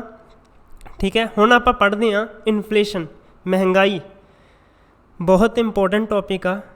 ਜੇ ਤੁਸੀਂ ਅੱਜ ਦੀ ਇਸ ਵੀਡੀਓ ਤੋਂ ਸਮਝ ਗਏ ਤਾਂ ਤੁਹਾਡੇ ਪੇਪਰ ਦੇ ਵਿੱਚ 2 ਨੰਬਰ ਪੱਕੇ ਆ, 2 ਤੋਂ ਵੱਧ ਵੀ ਆ ਸਕਦੇ ਆ, ਕਿਉਂਕਿ ਇੱਕ ਤਾਂ ਪੱਕਾ ਹੀ ਆ ਕੁਐਸਚਨ, ਇੱਕ ਤੋਂ ਜ਼ਿਆਦਾ ਤਾਂ ਆਉਣ ਦੀ ਪੂਰੀ ਸੰਭਾਵਨਾ, ਕਿਉਂਕਿ ਉਹਨਾਂ ਨੇ 20 ਕੁਐਸਚਨ ਪਾਉਣੇ ਆ ਅਤੇ ਟੌਪਿਕ ਆਹੀ ਆਪਣੇ ਸੌਖੇ। ਹੋਰ ਕੋਈ ਟੌਪਿਕ ਨਹੀਂ ਹੈਗਾ, ਇਸ ਤੋਂ ਬਾਹਰ ਕੋਈ ਟੌਪਿਕ ਆਉਣ ਦੀ ਸੰਭਾਵਨਾ ਨਹੀਂ ਹੈਗੀ। ਆਪਾਂ ਹਜੇ ਤੱਕ ਇੰਡੀਅਨ ਇਕੋਨਮੀ ਕਰ ਰਹੇ ਹਾਂ, ਅਤੇ ਅੱਜ ਆਪਾਂ ਇੰਡੀਅਨ ਇਕੋਨਮੀ ਦਾ ਟੌਪਿਕ ਖ਼ਤਮ ਕਰਕੇ ਕੱਲ੍ਹ ਨੂੰ ਜਾਂ ਅੱਜ ਹੀ ਸ਼ਾਮ ਨੂੰ ਟੈਕਸੇਸ਼ਨ ਵੀ ਸ਼ੁਰੂ ਕਰਨਾ। ਠੀਕ ਹੈ, ਤਾਂ ਕਰਕੇ ਹੁਣ ਤੁਸੀਂ ਵੇਖਦੇ ਜਾਓ ਵੀਡੀਓ, ਭਾਵੇਂ ਤੁਸੀਂ 2x 'ਤੇ ਵੀਡੀਓ ਕਰ ਲਓ, ਪਰ ਪੂਰੀ ਵੀਡੀਓ ਦੇਖਿਆ ਕਰੋ। ਇਨਫਲੇਸ਼ਨ ਕੀ ਹੁੰਦੀ ਆ, ਜਦੋਂ when prices of goods increase due to which purchasing power decrease. Purchasing power ਕੀ ਹੁੰਦੀ ਆ, ਹੁਣ ਜਿਹੜੀ ਆਪਣੇ ਕੋਲ ਮੰਨ ਲਓ 1000 ਰੁਪਏ ਆ ਤੁਹਾਡੇ ਕੋਲ, 200 ਰੁਪਏ ਦੀ ਕੋਈ ਚੀਜ਼ ਆ। ਠੀਕ ਹੈ, 200 ਰੁਪਏ ਦੀ ਇੱਕ ਚੀਜ਼ ਆ, ਉਹਦੇ ਅਕੋਰਡਿੰਗ ਤੁਸੀਂ 5 ਚੀਜ਼ਾਂ ਲੈ ਸਕਦੇ ਹੋ। ਹੁਣ ਮੰਨ ਲਓ ਇਨਫਲੇਸ਼ਨ ਆ ਗਈ, ਇਨਫਲੇਸ਼ਨ ਵੱਧ ਗਈ, 50 ਰੁਪਏ ਦੇ ਹਿਸਾਬ ਨਾਲ ਉਹ ਚੀਜ਼ ਦਾ ਰੇਟ ਵੱਧ ਗਿਆ। ਠੀਕ ਹੈ, ਕੀ ਹੋ ਗਈ, ਇਨਫਲੇਸ਼ਨ ਹੋ ਗਈ। ਹੁਣ ਤੁਹਾਡੇ ਕੋਲ ਹਜੇ ਵੀ ਰੁਪਈਆ 1000 ਹੀ ਆ, ਹੁਣ ਚੀਜ਼ ਕਿੰਨੇ ਦੀ ਹੋ ਗਈ, 250 ਦੀ। ਹੁਣ ਤੁਸੀਂ ਕਿੰਨੀਆਂ ਵਸਤੂਆਂ ਲੈ ਸਕਦੇ ਹੋ, 4 ਵਸਤੂਆਂ ਹੀ ਲੈ ਸਕਦੇ ਹੋ ਸਿਰਫ। ਪਹਿਲਾਂ ਕਿੰਨੀਆਂ ਲੈ ਸਕਦੇ ਸੀ, 5 ਲੈ ਸਕਦੇ ਸੀ, 5 ਤੋਂ 4 'ਤੇ ਆ ਗਏ, ਜਾਣੀ ਪਹਿਲਾਂ ਚੀਜ਼ਾਂ 5 ਲੈ ਸਕਦੇ ਸੀ, ਹੁਣ 4 'ਤੇ ਲੈ ਸਕਦੇ ਹਾਂ। ਇਹਦਾ ਮਤਲਬ ਤੁਹਾਡੀ ਜਿਹੜੀ ਪਰਚੇਜ਼ਿੰਗ ਪਾਵਰ ਆ ਉਹ ਕੀ ਆ, ਘੱਟ ਚੁੱਕੀ ਆ। ਪਰਚੇਜ਼ਿੰਗ ਪਾਵਰ ਦਾ ਪਤਾ ਲੱਗ ਗਿਆ, ਪਰਚੇਜ਼ਿੰਗ ਪਾਵਰ ਘੱਟ ਚੁੱਕੀ ਹੈ ਜਦੋਂ ਪ੍ਰਾਈਜ਼ਸ ਆਫ ਗੁਡਸ ਇਨਕਰੀਜ਼ਸ। ਠੀਕ ਹੈ, ਤਾਂ ਆਪਣੇ ਦੇਸ਼ ਦੇ ਵਿੱਚ ਕੀ ਆ, ਪਰ ਮਹਿੰਗਾਈ ਹੌਲੀ ਵੱਧਦੀ ਆ। ਇਹ ਇਹਦਾ ਗ੍ਰਾਫ ਸੀਗਾ ਵੀ ਆਹ ਦੇਖੋ, ਵਿਦ ਟਾਈਮ ਦੇ ਰਿਸਪੈਕਟਿਵ ਆਪਾਂ ਇਨਫਲੇਸ਼ਨ ਦੇਖੀਏ ਤਾਂ ਹੌਲੀ ਵੱਧ ਰਹੀ ਆ। ਆਪਾਂ ਠੀਕ ਹੈ ਖਬਰਾਂ ਦੇ ਅਕੋਰਡਿੰਗ ਕਹਿ ਦਿੰਦੇ ਹਾਂ ਕਿ ਹਾਏ ਮਹਿੰਗਾਈ ਇੰਨੀ ਵੱਧ ਗਈ, ਹਾਏ ਮਹਿੰਗਾਈ ਇੰਨੀ ਵੱਧ ਗਈ, ਪਰ ਜਿਹੜੀ ਮਹਿੰਗਾਈ ਹੈ ਤੁਸੀਂ ਦੇਖੋ ਯਾਰ, ਪਹਿਲਾਂ ਕੀ ਹੁੰਦਾ ਸੀਗਾ, ਪਹਿਲਾਂ ਉਹੀ ਚੀਜ਼ ਆਪਾਂ ਨੂੰ ਜਿਵੇਂ ਹੁਣ 10 ਰੁਪਏ ਦਾ ਜਿਹੜਾ ਬਿਸਕੁਟਾਂ ਦਾ ਪੈਕਟ ਸੀਗਾ ਵੱਡਾ ਸਾਰਾ ਮਿਲ ਜਾਂਦਾ ਸੀ, ਹੁਣ ਉਹੀ 10 ਦਾ ਪਾਰਲੇ ਦਾ ਬਿਸਕੁਟਾਂ ਦਾ ਪੈਕਟ ਹੀ ਐਡਾ ਕੁ ਆਉਂਦਾ। ਠੀਕ ਹੈ, ਮਹਿੰਗਾਈ ਦਾ ਪਤਾ ਨਹੀਂ ਲੱਗਦਾ, ਮਹਿੰਗਾਈ ਹੁੰਦੀ ਰੋਜ਼ ਹੀ ਆ। ਠੀਕ ਹੈ, ਤਾਂ ਸਕੀਮ ਖੇਡ ਜਾਂਦੇ ਉਹ ਵੀ, ਆਪਾਂ ਨੂੰ ਦਿਖਾਉਂਦੇ ਨਹੀਂ ਕਿ ਮਹਿੰਗਾਈ ਵੱਧ ਰਹੀ ਹੈ, ਪਰ ਵੱਧ ਰਹੀ ਆ। ਪੈਟਰੋਲ ਦੇਖ ਲਓ ਤੁਸੀਂ। ਚਲੋ ਆਓ ਅੱਗੇ, ਮੇਜਰ ਕਾਜ਼ਜ਼ ਆਫ ਇਨਫਲੇਸ਼ਨ ਦੇ ਕੀ ਕਾਰਨ ਹੋ ਸਕਦੇ, 3 ਮੇਜਰ ਕਾਰਨ ਆ। ਇੱਕ ਤਾਂ ਡਿਮਾਂਡ ਪੁੱਲ ਇਨਫਲੇਸ਼ਨ ਆ ਗਈ, ਦੂਜੀ ਕੋਸਟ ਪੁੱਲ ਇਨਫਲੇਸ਼ਨ, ਤੀਜੀ ਆਉਂਦੀ ਆ ਬੋਟਲਨੈਕ ਇਨਫਲੇਸ਼ਨ। ਠੀਕ ਹੈ, ਸਮਝਦੇ ਆ ਕੀ ਆ ਇਹ, ਕੁਛ ਨਹੀਂ ਆ। ਡਿਮਾਂਡ ਪੁੱਲ ਇਨਫਲੇਸ਼ਨ ਕਿਹੜੀ ਹੁੰਦੀ ਆ, ਜਦੋਂ ਇਨਫਲੇਸ਼ਨ ਹੋ ਜੇ ਰਾਈਜ਼ਿੰਗ ਡਿਮਾਂਡ, ਜਦੋਂ ਡਿਮਾਂਡ ਵੱਧ ਜਾਏਗਾ ਕਿਸੇ ਚੀਜ਼ ਦੀ, ਡਿਮਾਂਡ ਬਹੁਤ ਜ਼ਿਆਦਾ ਵੱਧ ਗਈ, ਉਹਦੀ ਸਪਲਾਈ ਕੀ ਆ, ਘੱਟ ਜੂਗੀ। ਠੀਕ ਹੈ, ਹੁਣ ਮੰਨ ਲਓ ਉਹ ਵਾਲੀ ਗੱਲ ਹੋ ਜੂ, ਇੱਕ ਅਨਾਰ 100 ਬਿਮਾਰ। ਹੁਣ ਚੀਜ਼ਾਂ ਇੱਥੇ 2 ਆ, ਗਾਹਕ ਇੱਥੇ ਕਿੰਨੇ ਆ, ਗਾਹਕ ਇੱਥੇ 4 ਆ, ਡਿਮਾਂਡ ਕੀ ਆ, ਵੱਧ ਗਈ। ਠੀਕ ਹੈ, ਹੁਣ ਇਹ 2 ਤਾਂ ਲੈ ਜਾਣਗੇ, ਸਪਲਾਈ ਘੱਟ ਜੂਗੀ। ਸਪਲਾਈ ਘੱਟ ਗਈ ਤਾਂ ਹੁਣ ਮੰਨ ਲਓ ਜਿਹੜੇ ਦੁਕਾਨਦਾਰ ਕੋਲ ਇਹ ਚੀਜ਼ਾਂ ਪਈਆਂ ਹੋਣਗੀਆਂ, ਇਹਦੀਆਂ ਲੋੜਾਂ ਨੂੰ ਪੂਰਾ ਕਰਨ ਵਾਸਤੇ ਜਿਹੜਾ ਇਹਦੇ ਦੁਕਾਨਦਾਰ ਕੋਲ ਪਈਆਂ ਹੋਊਗੀਆਂ, ਦੁਕਾਨਦਾਰ ਸਕੀਮ ਖੇਡੂ ਕਿ ਯਾਰ ਮੇਰੇ ਕੋਲ ਇਕੱਲੀ ਚੀਜ਼ ਪਈ ਆ, ਮੈਂ ਇਹਨਾਂ ਨੂੰ ਜਿਹੜੇ ਮਰਜ਼ੀ ਭਾਅ ਦੇ ਦਾਂ, ਇਹਨਾਂ ਨੇ ਲੈਣੀ ਆ, ਇਹਨਾਂ ਦੀ ਹੁਣ ਜ਼ਰੂਰਤ ਬਣ ਗਈ। ਦੁਕਾਨਦਾਰ ਕੀ ਕਰ ਦੂ, ਉਸ ਚੀਜ਼ ਦਾ ਰੇਟ ਵਧਾ ਦੂ, ਉਹ ਕੀ ਹੋਊਗੀ, ਇਨਫਲੇਸ਼ਨ। ਠੀਕ ਹੈ, ਇੱਥੇ ਕੀ ਹੋ ਗਈ, ਇਨਫਲੇਸ਼ਨ ਹੋ ਗਈ। ਜਿਹੜੀ ਇਨਫਲੇਸ਼ਨ ਡਿਮਾਂਡ ਵਧਣ ਦੇ ਨਾਲ ਹੋਈ ਉਹ ਕਿਹੜੀ ਕਹਿਲਾਊਗੀ, ਡਿਮਾਂਡ ਪੁੱਲ ਇਨਫਲੇਸ਼ਨ। ਸਮਝ ਲੱਗ ਗਈ, ਡਿਮਾਂਡ ਪੁੱਲ ਇਨਫਲੇਸ਼ਨ ਉਹ ਹੁੰਦੀ ਹੈ ਜਿਹੜੀ ਡਿਮਾਂਡ ਵਧਣ ਦੇ ਨਾਲ ਆ ਜੇ। ਹੁਣ ਹੁੰਦੀ ਹੈ ਕੋਸਟ ਪੁੱਲ ਇਨਫਲੇਸ਼ਨ। ਮੰਨ ਲਓ ਮੇਰੇ ਕੋਲ ਫੈਕਟਰੀ ਆ, ਹੁਣ ਮੈਂ ਫੈਕਟਰੀ ਲਗਾਈ, ਮੈਂ ਖੰਡ ਦੀ ਫੈਕਟਰੀ ਸਪੋਜ਼ ਕਰੋ ਮੈਂ ਲਗਾਈ, ਮੈਨੂੰ ਗੰਨਾ ਚਾਹੀਦਾ। ਹੁਣ ਗੰਨਾ ਇੱਕ ਮੇਰਾ ਕੀ ਆ, ਰਾ ਮਟੀਰੀਅਲ ਆ। ਹੁਣ ਕਿਸਾਨ ਕਹਿੰਦੇ ਵੀ ਇਸ ਤਾਂ ਰੇਟ ਤੈਨੂੰ ਇਹ ਵਾਲੇ ਭਾਅ ਪਹਿਲਾਂ ਲਾਉਂਦੇ ਸੀ, ਹੁਣ ਸਾਡਾ ਗੰਨਾ ਹੈਗਾ ਮਹਿੰਗਾ, ਅਸੀਂ ਤੈਨੂੰ ਮਹਿੰਗੇ ਭਾਅ ਵੇਚਾਂਗੇ। ਮੇਰਾ ਕੀ ਆ, ਕੋਸਟ ਪ੍ਰਾਈਸ ਵੱਧ ਗਿਆ ਰਾ ਮਟੀਰੀਅਲ ਦਾ ਹੀ। ਠੀਕ ਹੈ, ਤਾਂ ਫਿਰ ਮੈਂ ਕੀ ਕਰੂੰਗਾ, ਜਿਹੜਾ ਮੇਰੀ ਪ੍ਰੋਡਿਊਸ ਹੋਊਗੀ, ਖੰਡ ਪ੍ਰੋਡਿਊਸ ਹੋਊਗੀ, ਮੈਂ ਉਹਦਾ ਵੀ ਰੇਟ ਚੱਕ ਦੂੰਗਾ। ਠੀਕ ਹੈ, ਇਹਨੂੰ ਕਹਿੰਦੇ cost pull inflation. When inflation is due to rise in factor cost that means if price of input increases labour raw material. ਹੁਣ ਮੰਨ ਲਓ ਮੇਰੇ ਕੋਲ ਲੇਬਰ ਕੰਮ ਕਰਦੀ ਆ, ਉਹ ਅਗਲੇ ਬੰਦੇ ਪਹਿਲਾਂ 200 ਦਿਹਾੜੀ ਲੈਂਦੇ ਸੀ, ਹੁਣ ਕਹਿੰਦੇ ਵੀ ਇਸ ਤਾਂ 300 ਦਿਹਾੜੀ 'ਤੇ ਲੱਗਾਂਗੇ, ਨਹੀਂ ਤਾਂ ਅਸੀਂ ਤੇਰਾ ਕੰਮ ਛੱਡ ਕੇ ਚੱਲੇ। ਮੈਨੂੰ ਮਜਬੂਰਨ ਉਹਨਾਂ ਨੂੰ 300 ਰੁਪਇਆ ਦੇਣਾ ਹੀ ਪੈਣਾ। ਠੀਕ ਹੈ, ਇਹ ਹੁੰਦੀ ਆ ਕੋਸਟ ਪੁੱਲ ਇਨਫਲੇਸ਼ਨ। ਸਮਝ ਲੱਗ ਗਈ।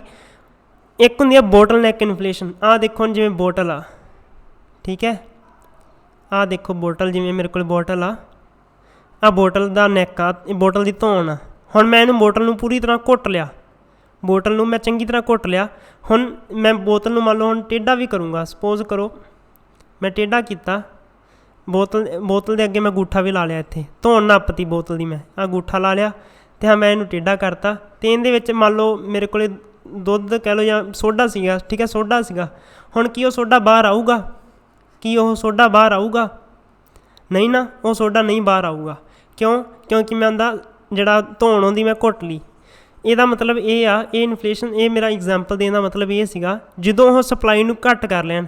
ਹੁਣ ਦੇਖੋ ਪਿਆਜ਼ ਸੀਗੇ, ਹਰ ਸਾਲ ਕੀ ਹੁੰਦਾ, ਪਿਆਜ਼ ਦੀ ਜਿਹੜੀ ਸਟੋਕਿੰਗ ਹੁੰਦੀ ਆ, ਬਲੈਕ ਸਟੋਕਿੰਗ ਹੁੰਦੀ ਆ, ਇਹਨਾਂ ਨੂੰ ਜਿਹੜੇ ਕੀ ਕਰਦੇ ਆ, ਸਟੋਰ ਕਰਕੇ ਰੱਖ ਲੈਂਦੇ ਆ। ਜਿਹੜੇ ਵੱਡੇ ਵੱਡੇ ਹੁੰਦੇ ਆ ਨਾ ਵਪਾਰੀ, ਉਹ ਸਟੋਰ ਕਰਕੇ ਰੱਖ ਲੈਂਦੇ ਆ ਅਤੇ ਮਾਰਕੀਟ ਦੇ ਵਿੱਚ ਆਉਣ ਨਹੀਂ ਦਿੰਦੇ। ਜਦੋਂ ਮਾਰਕੀਟ ਦੀ ਡਿਮਾਂਡ ਵੱਧ ਜਾਂਦੀ ਆ, ਠੀਕ ਹੈ, ਸਪਲਾਈ ਘੱਟ ਜਾਂਦੀ ਆ, ਡਿਮਾਂਡ ਵੱਧ ਜਾਂਦੀ ਆ, ਰੇਟ ਆਟੋਮੈਟਿਕਲੀ ਵੱਧ ਜਾਂਦਾ, ਅਤੇ ਫਿਰ ਉਦੋਂ ਉਹ ਸਪਲਾਈ ਨੂੰ ਸ਼ੁਰੂ ਕਰਦੇ ਆ। ਉਸ ਟਾਈਪ ਦੀ ਇਨਫਲੇਸ਼ਨ ਨੂੰ ਕੀ ਕਹਿੰਦੇ ਆ? When inflation is due to fall in the supply, ਠੀਕ ਹੈ, and demand remain same. Demand ਤਾਂ ਉਨੀ ਸੀ, ਮੰਨ ਲਓ ਅੱਜ ਵੀ ਸਬਜ਼ੀ 'ਚ ਆਪਾਂ ਇੱਕ ਗੰਢਾ ਪਾਉਂਦੇ ਹਾਂ ਅਤੇ ਕੱਲ੍ਹ ਨੂੰ ਵੀ ਆਪਾਂ ਇੱਕ ਹੀ ਪਾਵਾਂਗੇ। ਹੁਣ ਕੀ ਹੈ, ਬਾਜ਼ਾਰ ਦੇ ਵਿੱਚ ਆਪਣੇ ਇੱਕ ਗੰਢਾ ਲੈਣ ਵਾਸਤੇ ਵੀ ਆਪਾਂ ਨੂੰ ਇੰਨਾ ਰੇਟ ਭਰਨਾ ਪੈ ਰਿਹਾ, ਕਿਉਂਕਿ ਉਹਦਾ ਪਿੱਛੋਂ ਸਟੋਕ ਆ ਹੀ ਨਹੀਂ ਰਿਹਾ, ਹੈ ਨਾ। ਇੱਕ ਜਸਟ ਐਗਜ਼ਾਮਪਲ ਦੇ ਕੇ ਤੁਹਾਨੂੰ ਸਮਝਾਇਆ ਕਿ ਬੋਟਲ ਨੈਕ ਇਨਫਲੇਸ਼ਨ ਇਹ ਹੁੰਦੀ ਆ। ਠੀਕ ਹੈ, ਸਮਝ ਲੱਗ ਗਈ। ਅਗਰ ਨਹੀਂ ਲੱਗੀ ਤਾਂ ਤੁਸੀਂ ਇੱਕ ਵਾਰੀ ਫਿਰ ਇਸ ਚੀਜ਼ ਨੂੰ ਰਿਪੀਟ ਕਰਕੇ ਸੁਣ ਲੈਣਾ, ਬਹੁਤ ਇੰਪੋਰਟੈਂਟ ਚੀਜ਼ ਹੈ ਇਹ। ਚਲੋ ਜੀ ਅੱਗੇ ਚੱਲਦੇ ਹਾਂ। ਹੁਣ ਇਨਫਲੇਸ਼ਨ ਦੀਆਂ ਟਾਈਪਸ ਦੇਖਦੇ ਹਾਂ, ਕਿੰਨੇ ਤਰ੍ਹਾਂ ਦੀ ਇਨਫਲੇਸ਼ਨ ਹੁੰਦੀ ਆ, ਦੇਖਦੇ ਹਾਂ ਜੀ। ਸਭ ਤੋਂ ਪਹਿਲੀ ਹੁੰਦੀ ਹੈ ਕ੍ਰੀਪਿੰਗ ਇਨਫਲੇਸ਼ਨ। ਬਹੁਤ ਵਾਰ ਕੁਐਸਚਨ ਆਇਆ, ਬਹੁਤ ਵਾਰ ਆਇਆ ਕਿ ਕ੍ਰੀਪਿੰਗ ਇਨਫਲੇਸ਼ਨ ਦਾ ਕੀ ਰੇਟ ਆ। ਕ੍ਰੀਪਿੰਗ ਇਨਫਲੇਸ਼ਨ ਦਾ ਇੱਕ ਡੈਫੀਨੇਸ਼ਨ ਬੇਸ ਵੀ ਕੁਐਸਚਨ ਆ ਜਾਂਦਾ ਕਿ ਇਹਨਾਂ ਵਿੱਚੋਂ ਦੱਸੋ ਵੀ ਇਹ ਇਨਫਲੇਸ਼ਨ ਕਿਹੜੀ ਆ। ਉਹ ਇੱਕ ਸਟੇਟਮੈਂਟ ਦੇ ਦੇਣਗੇ, ਉਹ ਤੁਹਾਨੂੰ ਪੁੱਛਣਗੇ ਕਿ ਹਾਂ ਇਹ ਕਿਸ ਤਰ੍ਹਾਂ ਦੀ, ਕਿਸ ਟਾਈਪ ਆਫ ਇਨਫਲੇਸ਼ਨ ਦੇ ਵਿੱਚ ਆਉਂਦੀ ਆ ਇਹ।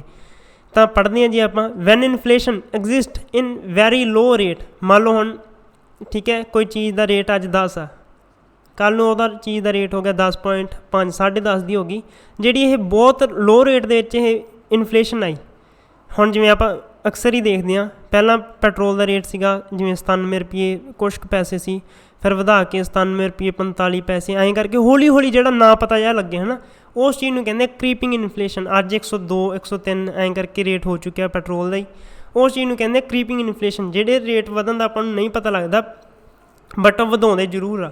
ਠੀਕ ਹੈ, ਇਹਦੀ ਜਿਹੜੀ ਰੇਟ ਹੋਊਗੀ 0 ਤੋਂ 9% ਦੇ ਵਿੱਚ ਹੀ ਹੋਊਗੀ, ਯਾਨੀ ਲੋ ਰੇਟ ਦੇ ਵਿੱਚ ਵਧੂਗਾ, ਉਸ ਚੀਜ਼ ਨੂੰ ਕਹਾਂਗੇ ਕ੍ਰੀਪਿੰਗ ਇਨਫਲੇਸ਼ਨ।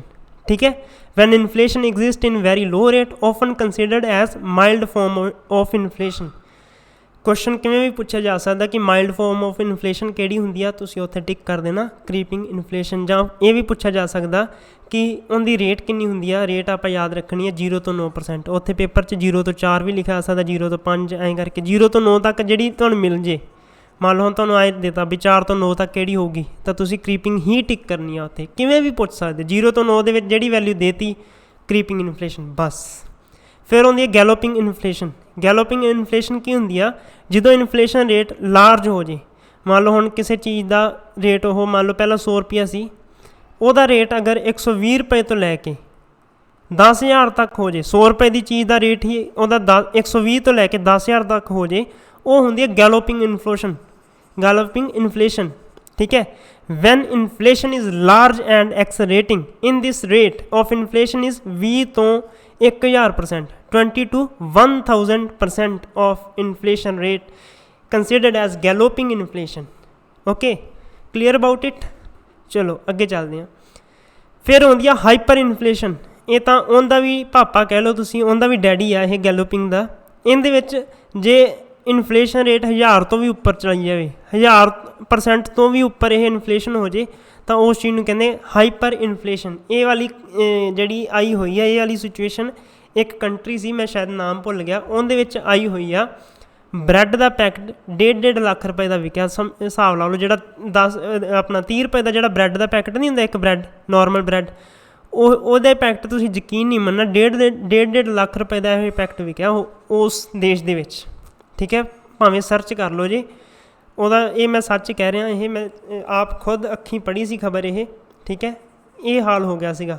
ਬਟ ਇਹ ਹਾਲ ਸਰਕਾਰ ਨੇ ਆਪ ਹੀ ਮਤਲਬ ਜ਼ਿੰਮੇਵਾਰ ਸੀ, ਕਿਉਂਕਿ ਜਿਵੇਂ ਆਪਣੇ ਦੇਸ਼ ਦੀ RBI ਆ, ਮੈਂ ਤੁਹਾਨੂੰ ਜਦੋਂ ਮੋਨੀਟਰੀ ਪੋਲਿਸੀ ਸਮਝਾਈ ਸੀ ਉਹਦੇ ਵਿੱਚ ਮੈਂ ਨਾ ਇੱਕ ਤੁਹਾਨੂੰ ਕੁਐਸਚਨ ਸਮਝਾਇਆ ਸੀਗਾ ਕਿ ਸਰਕਾਰ ਦੇ ਕੋਲ RBI ਨੂੰ ਪੂਰੀ ਅਥੋਰਟੀ ਆ, ਇਹ ਕਹਿ ਸਕਦੀ ਹੈ ਵੀ ਵੱਧ ਤੋਂ ਵੱਧ ਪੈਸੇ ਛਾਪ ਦਿਓ, ਗਰੀਬੀ ਦੂਰ ਕਰਨੀ ਹੈ ਦੇਸ਼ ਦੀ।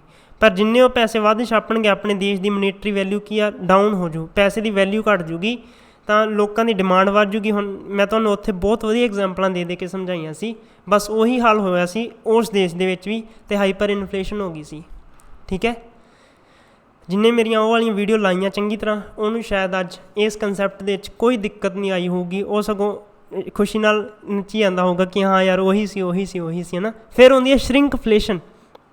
ਸ਼ਰਿੰਕਫਲੇਸ਼ਨ ਕੀ ਹੁੰਦੀ ਆ, ਜਿਹੜੀ ਮੈਂ ਤੁਹਾਨੂੰ ਪਹਿਲਾਂ ਐਗਜ਼ਾਮਪਲ ਦਿੱਤੀ ਸੀ, ਪਹਿਲਾਂ ਜਿਵੇਂ ਪਾਰਲੇ ਜੀ ਦਾ ਜਿਹੜਾ 5 ਰੁਪਏ ਦਾ ਪੈਕਟ ਸੀਗਾ, 200 ਗ੍ਰਾਮ ਦਾ ਪੈਕਟ ਸੀਗਾ। ਠੀਕ ਹੈ, 5 ਰੁਪਏ ਦਾ ਲੰਮਾ ਜਿਹਾ ਪੈਕਟ ਆਉਂਦਾ ਹੁੰਦਾ ਸੀ ਪਾਰਲੇ ਜੀ ਦਾ। ਠੀਕ ਹੈ, ਉਦੋਂ 3 ਰੁਪਏ ਦਾ ਪੈਕਟ ਵੀ ਆਉਂਦਾ ਹੁੰਦਾ ਸੀ ਪਾਰਲੇ ਜੀ ਦਾ, 3 ਰੁਪਏ ਦਾ ਅਤੇ 2.5 ਰੁਪਈਆਂ ਦਾ ਪੈਕਟ ਵੀ ਆਉਂਦਾ ਹੁੰਦਾ ਸੀ। ਉਹ ਦਿਨ ਤਾਂ ਵੱਖਰੇ ਹੀ ਸੀਗੇ। ਹੁਣ ਇਹੀ 5 ਰੁਪਏ ਦਾ ਪੈਕਟ ਹੀ ਅੱਧਾ, ਇਸ ਤੋਂ ਅੱਧਾ।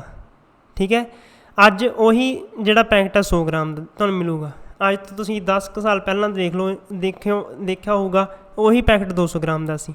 ਇਸ ਚੀਜ਼ ਨੂੰ ਕਹਿੰਦੇ ਸ਼ਰਿੰਕਫਲੇਸ਼ਨ। ਜਦੋਂ ਰੇਟ ਨਾ ਵਧੇ ਉਹਦਾ, ਬਟ ਪ੍ਰਾਈਸ ਦਾ ਸਾਈਜ਼ ਵਧਾ ਘਟਾ ਦੇਣ, ਗੁੱਡ ਦਾ ਜਿਹੜੇ ਸਮਾਨ ਦਾ ਸਾਈਜ਼ ਵਧਾ ਘਟਾ ਦੇਣ, ਉਸ ਚੀਜ਼ ਨੂੰ ਕਹਿੰਦੇ ਆ ਸ਼ਰਿੰਕਫਲੇਸ਼ਨ। ਵੈਸੇ ਤਾਂ ਘਟਾਉਂਦੇ ਹੀ ਹੁੰਦੇ ਆ। ਠੀਕ ਹੈ, ਇੱਕ ਹੁੰਦੀ ਆ ਕੋਰ ਇਨਫਲੇਸ਼ਨ, ਕੋਰ ਕੰਡੇ। ਠੀਕ ਹੈ, ਆਪਾਂ ਇੰਡਸਟਰੀ ਦੇ ਵਿੱਚ ਵੀ ਕੋਰ ਇੰਡਸਟਰੀਜ਼ ਕਰਾਂਗੇ। ਕੋਰ ਆਪਣੇ ਵਾਸਤੇ ਵਰਡ ਬਹੁਤ ਵਧੀਆ ਹੈਗਾ। ਕੋਰ ਆਪਾਂ ਕਈ ਵਾਰ ਕਹਿ ਵੀ ਦਿੰਦੇ ਹੁੰਦੇ ਹਾਂ ਕਿ ਮੈਂ ਤੈਨੂੰ ਮਤਲਬ ਬੋਟਮ ਕੋਰ ਆਫ ਹਾਰਟ ਤੋਂ ਇਹ ਕਰਦਾ, ਉਹ ਕਰਦਾ, ਹੈ ਨਾ।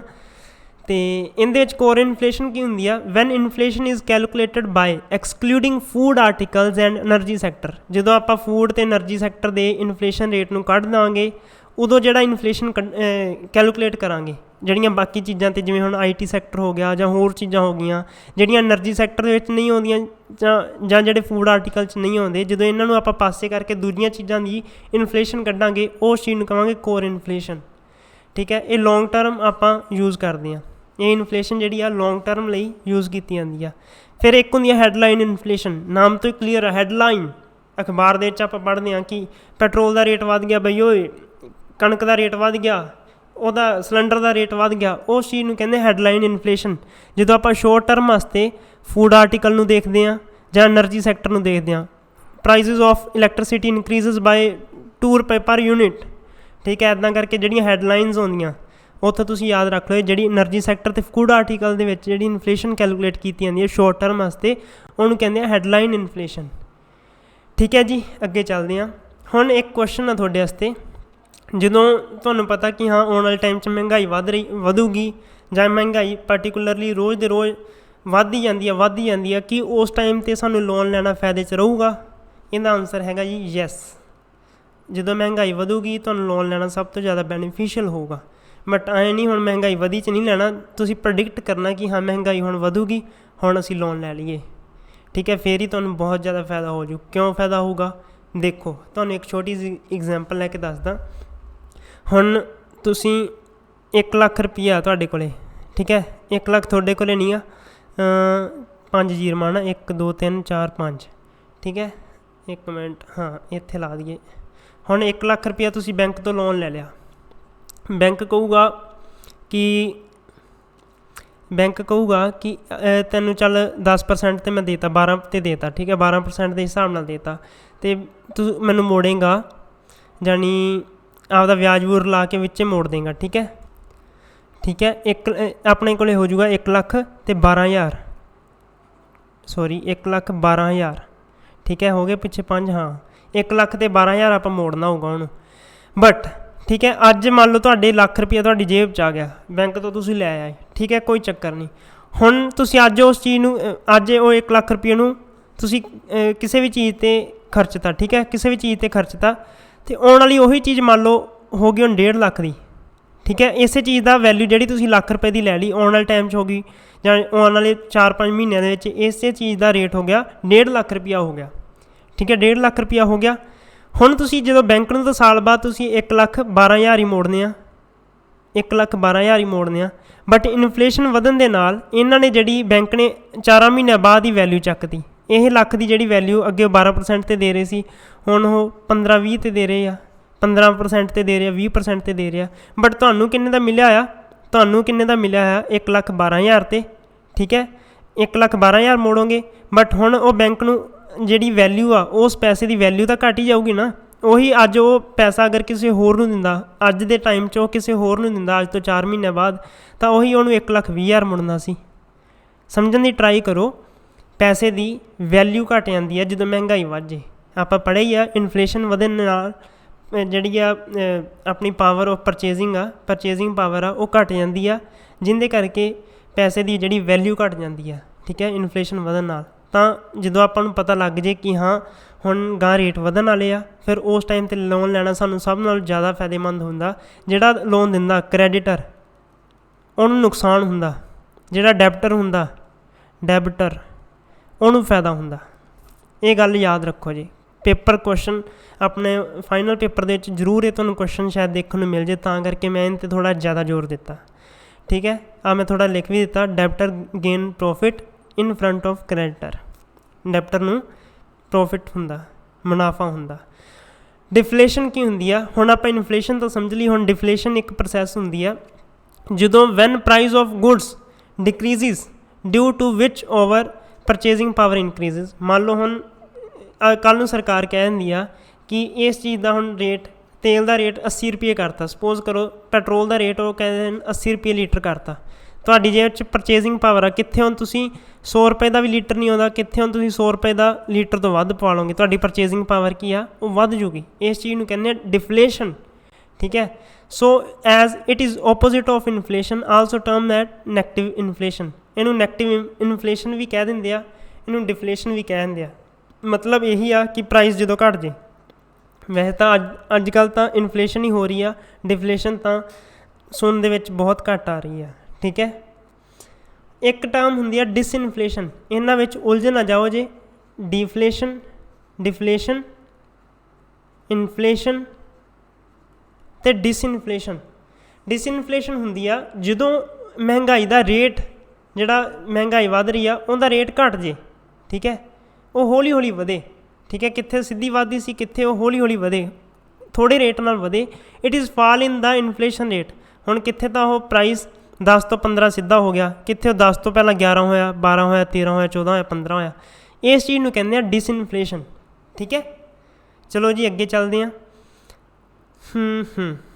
ਸਾਰਾ ਕੁਛ ਦੱਸਤਾ ਮੈਂ। ਇੱਕ ਹੁੰਦੀ ਆ ਰਿਸੈਸ਼ਨ, ਮੰਦੀ। ਜਦੋਂ ਹੁਣ ਦੇਖੋ ਲੋਕਾਂ ਦੀ ਜੇਬ ਦੇ ਵਿੱਚ ਪੈਸਾ ਘੱਟ ਆ, ਠੀਕ ਹੈ, ਕਿ ਉਹ ਲਗਜ਼ਰੀ ਗੁੱਡਸ ਲੈਣਗੇ ਜਾਂ ਕਿਸੇ ਏਰੀਆ 'ਤੇ ਇਨਵੈਸਟਮੈਂਟ ਕਰਨਗੇ? ਨਹੀਂ ਕਰਨਗੇ। ਬਟ ਹਾਂ, ਅਗਰ ਉਹਨਾਂ ਕੋਲ ਪੈਸਾ ਹੁੰਦਾ ਉਸ ਚੀਜ਼ ਨੂੰ ਖਰੀਦਣ ਦੇ ਉਹ ਕਾਬਿਲ ਹੁੰਦੇ, ਠੀਕ ਹੈ। ਮੰਨ ਲਓ ਉਹਨਾਂ ਦੀ ਜੇਬ 'ਚ ਪੈਸਾ ਹੁੰਦਾ ਤਾਂ ਉਸ ਚੀਜ਼ ਨੂੰ ਖਰੀਦਣ ਦੇ ਕਾਬਿਲ ਹੁੰਦੇ। ਇੱਥੇ ਸਮਾਨ ਦੀ ਵੀ ਆਪਣੇ ਕੋਲ ਕੋਈ ਘਾਟ ਨਹੀਂ, ਇੱਥੇ ਆਪਣੇ ਕੋਲ ਪੈਸੇ ਦੀ ਜਿਹੜੀ ਪਰਚੇਜ਼ਿੰਗ ਪਾਵਰ ਦੀ ਵੀ ਕੋਈ ਘਾਟ ਨਹੀਂ। ਬਟ ਘਾਟ ਕਾਹਦੀ ਆ? ਗਾਹਕ ਦੀ ਘਾਟ ਆ। ਉਸ ਚੀਜ਼ ਨੂੰ ਕਹਿੰਦੇ ਆ ਮੰਦੀ। ਜਦੋਂ ਲਗਜ਼ਰੀ ਗੁੱਡ ਉੱਥੇ ਮੰਨ ਲਓ ਹੁਣ ਦੇਖੋ ਕਾਰਾਂ ਦੇ ਸ਼ੋਅਰੂਮ ਦੇ ਵਿੱਚ ਵੱਡੀਆਂ ਜਿਵੇਂ BMW ਕਾਰਾਂ ਜਾਂ ਹੋਰ ਵੀ ਓਡੀ ਗੱਡੀਆਂ ਹੈਗੀਆਂ, ਉਹਨਾਂ ਦੇ ਸ਼ੋਅਰੂਮ 'ਚ ਸਾਲ ਖੜ੍ਹੀਆਂ ਰਹਿੰਦੀਆਂ, ਠੀਕ ਹੈ। ਕਿਉਂ ਖੜ੍ਹੀਆਂ ਰਹਿੰਦੀਆਂ? ਕਿਉਂਕਿ ਖਰੀਦਣ ਆਉਂਦਾ ਹੀ ਨਹੀਂ ਕੋਈ। ਅਗਰ ਕੋਈ ਖਰੀਦਦਾ ਉਹ ਵੱਡੇ ਬੰਦੇ ਹੀ ਖਰੀਦਦੇ ਆ, ਠੀਕ ਹੈ। ਵੱਡੇ ਬੰਦੇ ਆਪਣੇ ਦੇਸ਼ ਦੇ ਤੁਹਾਨੂੰ ਪਤਾ ਪਹਿਲਾਂ ਹੀ ਬਹੁਤ ਘੱਟ ਆ, ਠੀਕ ਹੈ। ਜੇ ਹੈਗੇ ਵੀ 1% ਹੀ ਕਹਿ ਲਓ ਆਪਣੀ ਪਾਪੂਲੇਸ਼ਨ ਦਾ, ਠੀਕ ਹੈ, ਇੰਨੇ ਕੁ ਹੋਣਗੇ। ਤਾਂ ਲਗਜ਼ਰੀ ਗੁੱਡ ਆਪਣੇ ਕੋਲ ਸਮਾਨ ਦੀ ਤਾਂ ਕੋਈ ਘਾਟ ਨਹੀਂ ਨਾ, ਸ਼ੋਅਰੂਮਾਂ ਦੇ ਵਿੱਚ ਲਗਜ਼ਰੀ ਗੁੱਡ ਦੀ ਕੋਈ ਘਾਟ ਨਹੀਂ ਹੈਗੀ, ਬਟ ਖਰੀਦਣ ਵਾਲੇ ਗਾਹਕਾਂ ਦੀ ਘਾਟ ਆ। ਉਸ ਚੀਜ਼ ਨੂੰ ਕਹਿੰਦੇ ਆ ਰਿਸੈਸ਼ਨ, ਮੰਦੀ। ਇੱਕ ਹੁੰਦੀ ਆ ਡਿਪਰੈਸ਼ਨ, ਮਹਾਮੰਦੀ। ਹੁਣ ਤੁਸੀਂ ਕਿਸੇ ਵੀ ਦੁਕਾਨਦਾਰ ਕੋਲ ਪੁੱਛੋ, ਠੀਕ ਹੈ, ਉਹਨੂੰ ਪੁੱਛੋ ਬਈ ਯਾਰ ਤੇਰੇ ਕੰਮ ਕਾਰ ਦਾ ਕੀ ਹਾਲ ਆ, ਕੋਈ ਵਿਰਲਾ ਹੀ ਹੋਊਗਾ ਜਿਹੜਾ ਕਹੂਗਾ ਯਾਰ ਬਹੁਤ ਵਧੀਆ ਬਹੁਤ ਵਧੀਆ। ਵੈਸੇ ਜ਼ਿਆਦਾਤਰ ਆਹੀ ਕਹਿੰਦੇ ਆ ਕਿ ਯਾਰ ਕੀ ਦੱਸੀਏ, ਆਈ ਚਲਾਈ ਮਸਾਂ ਹੁੰਦੀ ਆ, ਕੀ ਦੱਸੀਏ, ਅੱਜ ਕੱਲ੍ਹ ਤਾਂ ਮੰਦਾ ਹੀ ਬਹੁਤ ਚੱਲੀ ਜਾਂਦਾ, ਠੀਕ ਹੈ। ਇਸ ਚੀਜ਼ ਨੂੰ ਕਹਿੰਦੇ ਆ ਜਦੋਂ ਆਪਣੇ ਸਾਰੇ ਸੈਕਟਰ ਦੇ ਵਿੱਚ ਹੀ ਉਸ ਚੀਜ਼ ਦਾ ਜਿਹੜਾ ਦੇਖਣ ਨੂੰ ਮਿਲੇ, ਕੀ ਦੇਖਣ ਨੂੰ ਮਿਲੇ, ਰਿਸੈਸ਼ਨ ਸਾਰੀਆਂ ਫੈਕਟਰ ਦੇ ਵਿੱਚ ਹੀ ਦੇਖਣ ਨੂੰ ਮਿਲੇ। ਜੇ ਪਾਰਟੀਕੂਲਰ ਰਿਸੈਸ਼ਨ ਪੁੱਛ ਲਿਆ ਤਾਂ ਉਹ ਲਗਜ਼ਰੀ ਗੁੱਡ ਵਾਲੇ ਪਾਸੇ ਸੀ ਜਾਂ ਇਨਵੈਸਟਮੈਂਟ ਵਾਲੇ ਏਰੀਏ ਵਿੱਚ ਸੀਗਾ। ਇਹਦੇ 'ਚ ਕੀ ਆ, ਐਵਰੀ ਸੈਕਟਰ ਇਕੋਨਮੀ ਦੇ ਵਿੱਚ ਜਦੋਂ ਰਿਸੈਸ਼ਨ ਦੇਖਣ ਨੂੰ ਮਿਲੇ ਉਸ ਚੀਜ਼ ਨੂੰ ਆਪਾਂ ਕਹਾਂਗੇ ਡਿਪਰੈਸ਼ਨ। ਠੀਕ ਹੈ, ਇਹਦੇ ਵਿੱਚ ਕੀ ਹੁੰਦਾ, lack of liquidity, lack of liquids, lack of purchasing power. ਇਹਦੇ ਵਿੱਚ ਹੁਣ ਦੇਖੋ ਤੁਹਾਨੂੰ ਇੱਕ ਛੋਟੀ ਐਗਜ਼ਾਮਪਲ ਦਿੰਦਾ। ਪਹਿਲਾਂ ਤੁਹਾਨੂੰ ਆਹ ਸਮਝਾਉਣਾ, ਲੈਕ ਆਫ ਲਿਕੁਇਡਿਟੀ, ਲੋਕਾਂ ਕੋਲ ਪੈਸਾ ਘੱਟ ਆ। ਠੀਕ ਹੈ, ਲੈਕ ਆਫ ਲਿਕੁਇਡ, ਲੋਕਾਂ ਕੋਲ ਪੈਸਾ ਘੱਟ ਆ, ਖਰੀਦਣ ਆਉਂਦੇ ਨਹੀਂ। ਦੁਕਾਨਦਾਰ ਵੀ ਫਿਰ ਉਸ ਹਿਸਾਬ ਨਾਲ ਮਾਲ ਲਿਆਉਂਦਾ, ਜ਼ਿਆਦਾ ਉਹ ਵੀ ਨਹੀਂ ਲਿਆਉਂਦਾ। ਕੋਮੋਡਿਟੀ ਕੀ ਆ, ਕੋਮੋਡਿਟੀ ਵੀ ਫਿਰ ਦੁਕਾਨਾਂ ਕੋਲ ਘੱਟ ਆ। 10 ਪਰਚੇਜ਼ਿੰਗ ਪਾਵਰ ਆਲਸੋ ਵੈਰੀ ਲੋ। ਹੁਣ ਦੇਖੋ ਬੁੜੀਆਂ ਹੈਗੀਆਂ, ਸਪੋਜ਼ ਕਰੋ ਪਿੰਡਾਂ ਦੀਆਂ, ਜਿਵੇਂ ਆਪਣੀਆਂ ਮਾਈਆਂ, ਬੇਬੇ ਜਾਂ ਹੋਰ ਲੇਡੀਜ਼ ਸੂਟਾਂ ਵਾਲੀਆਂ ਦੁਕਾਨ 'ਤੇ ਜਾ ਵੜਨਗੀਆਂ। ਠੀਕ ਹੈ, ਕਹਿਣਗੇ ਕਿ ਵੀਰਾ ਸੂਟ ਕੱਢ ਦੇ। ਉਹਦੇ ਸਾਹਮਣੇ ਸੂਟ ਵਾਧੂ ਰੱਖ ਦੂ ਕਿ ਆਹ ਦੇਖੋ ਮਾਤਾ, ਆਹ ਦੇਖੋ। ਠੀਕ ਹੈ, ਉਹ ਕਹੂਗੀ, ਹੁਣ ਕਿਸੇ ਲੇਡੀ ਨੇ, ਪਹਿਲਾਂ ਤਾਂ ਮੈਂ ਤੁਹਾਨੂੰ ਇਹ ਸਾਰਿਆਂ ਨੂੰ ਕਹਿ ਰਿਹਾ, ਕੋਈ ਗੁੱਸਾ ਨਹੀਂ ਕਰੂਗਾ, ਜਸਟ ਇੱਕ ਸਮਝਾਉਣ ਦੇ ਲਈ ਮੈਂ ਤੁਹਾਨੂੰ ਦੱਸ ਰਿਹਾ। ਠੀਕ ਹੈ, ਹੁਣ ਦੁਕਾਨਦਾਰ ਕਹੂਗਾ ਕਿ ਮਾਤਾ ਆਹ ਸੂਟ ਬਾਕੀਆਂ ਨੂੰ ਮੈਂ 500 ਲਾ ਰਿਹਾ, ਤੈਨੂੰ 450 ਦਾ ਲਾਊਂਗਾ। ਠੀਕ ਹੈ, ਤੂੰ ਮੇਰੀ ਮਾਂ, ਤੂੰ ਮੇਰੀ ਆਪਦੀ ਬੇਬੇ ਆ, ਤੈਨੂੰ ਘਰ ਦਾ ਆਪਦਾ ਰੇਟ ਹੀ ਲਾਊਂ, ਤੇਰੇ ਤੋਂ ਨਹੀਂ ਕਮਾਈ ਕਰਦੇ, ਹੈ ਨਾ, ਜਿਵੇਂ ਦੁਕਾਨਦਾਰ ਕਰਦੇ ਹੁੰਦੇ ਆ।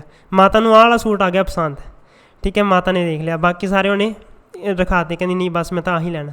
ਹੁਣ ਇਹ ਕਹਿੰਦਾ ਵੀ ਆ ਗਈ ਗੱਲ, ਹੁਣ ਪ੍ਰਾਈਸ 'ਤੇ ਆ ਗਈ। ਮਾਤਾ ਕਹਿੰਦੀ ਨਹੀਂ ਮੈਂ ਤਾਂ 450 ਨਹੀਂ ਦੇਣਾ। ਅਤੇ ਹੁਣ ਦੁਕਾਨਦਾਰ ਕਹਿੰਦਾ ਤੂੰ ਕਿੰਨੇ ਦੇਣੇ ਆ? ਮਾਤਾ ਕਹਿੰਦੀ 150 ਰੁਪਈਆ ਦੇਣਾ, ਚੱਕਣਾ ਚੱਕ, ਹੈ ਨਾ। ਤਾਂ ਇਹਦਾ ਮਤਲਬ ਇਹ ਆ, ਪਰਚੇਜ਼ਿੰਗ ਪਾਵਰ ਵੀ ਲੋਕਾਂ ਕੋਲ ਘੱਟ ਆ, ਹੈ ਨਾ। ਲੋਕ ਘੱਟ ਰੇਟ ਦੇ ਵਿੱਚ ਚਾਹੁੰਦੇ ਆ ਕਿ ਸਾਨੂੰ ਆਹ ਵੀ ਚੀਜ਼ ਮਿਲ ਜੇ। ਹੁਣ 450 ਵਾਲੀ ਚੀਜ਼ ਉਹ ਤੁਹਾਨੂੰ 150 ਰੁਪਏ 'ਚ ਕਿਵੇਂ ਦੇ ਦੂਗਾ? ਤਾਂ ਕਰਕੇ ਇਹਨੂੰ ਕਹਿੰਦੇ ਡਿਪਰੈਸ਼ਨ, ਮਹਾਮੰਦੀ। ਹੁਣ ਫਿਰ ਦੁਕਾਨਦਾਰ ਨੇ ਰੋਣਾ ਹੀ ਹੈ ਕਿ ਗਾਹਕ ਤਾਂ ਪੈਸਾ ਭਰਦਾ ਨਹੀਂ ਯਾਰ, ਹੈ ਨਾ। ਇਹ ਚੀਜ਼ਾਂ ਆ ਜਾਂਦੀਆਂ ਡਿਪਰੈਸ਼ਨ ਦੀਆਂ। ਚਲੋ ਹੁਣ ਇੱਕ ਟਰਮ ਆਉਂਦੀ ਹੈ ਸਟੈਗਫਲੇਸ਼ਨ।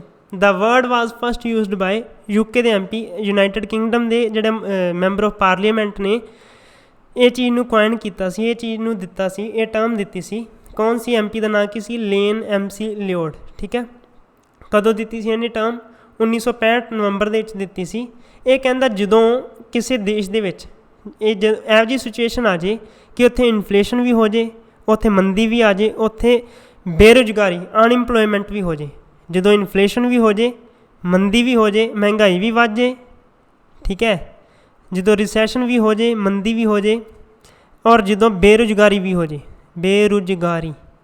ਤਾਂ ਉਸ ਸਿਚੁਏਸ਼ਨ ਨੂੰ ਕਹਾਂਗੇ ਸਟੈਗਫਲੇਸ਼ਨ। ਜਿੱਥੇ ਤੁਹਾਨੂੰ ਪੇਪਰ ਦੇ ਵਿੱਚ ਇਹ ਤਿੰਨੋਂ ਵਰਡ ਇੱਕੋ ਲਾਈਨ 'ਚ ਦੇਖਣ ਨੂੰ ਮਿਲਦੇ ਆ, ਚੁੱਪ ਕਰਕੇ ਅੱਖਾਂ ਮੀਚ ਕੇ ਸਟੈਗਫਲੇਸ਼ਨ ਭੜਕਾਇਆ ਹੋ ਜੇ। ਠੀਕ ਹੈ, ਤਾਂ ਇਹ ਹੋਰ ਕੀ ਲਿਖਿਆ ਨੇ? It is an economic scenario where an economic forces both high inflation and low growth at same time. ਦੇਖੋ ਜਦੋਂ ਇਨਫਲੇਸ਼ਨ ਵੱਧ ਜੂਗੀ, ਗਰੋਥ ਕੀ ਆ, ਘੱਟ ਜੂਗੀ।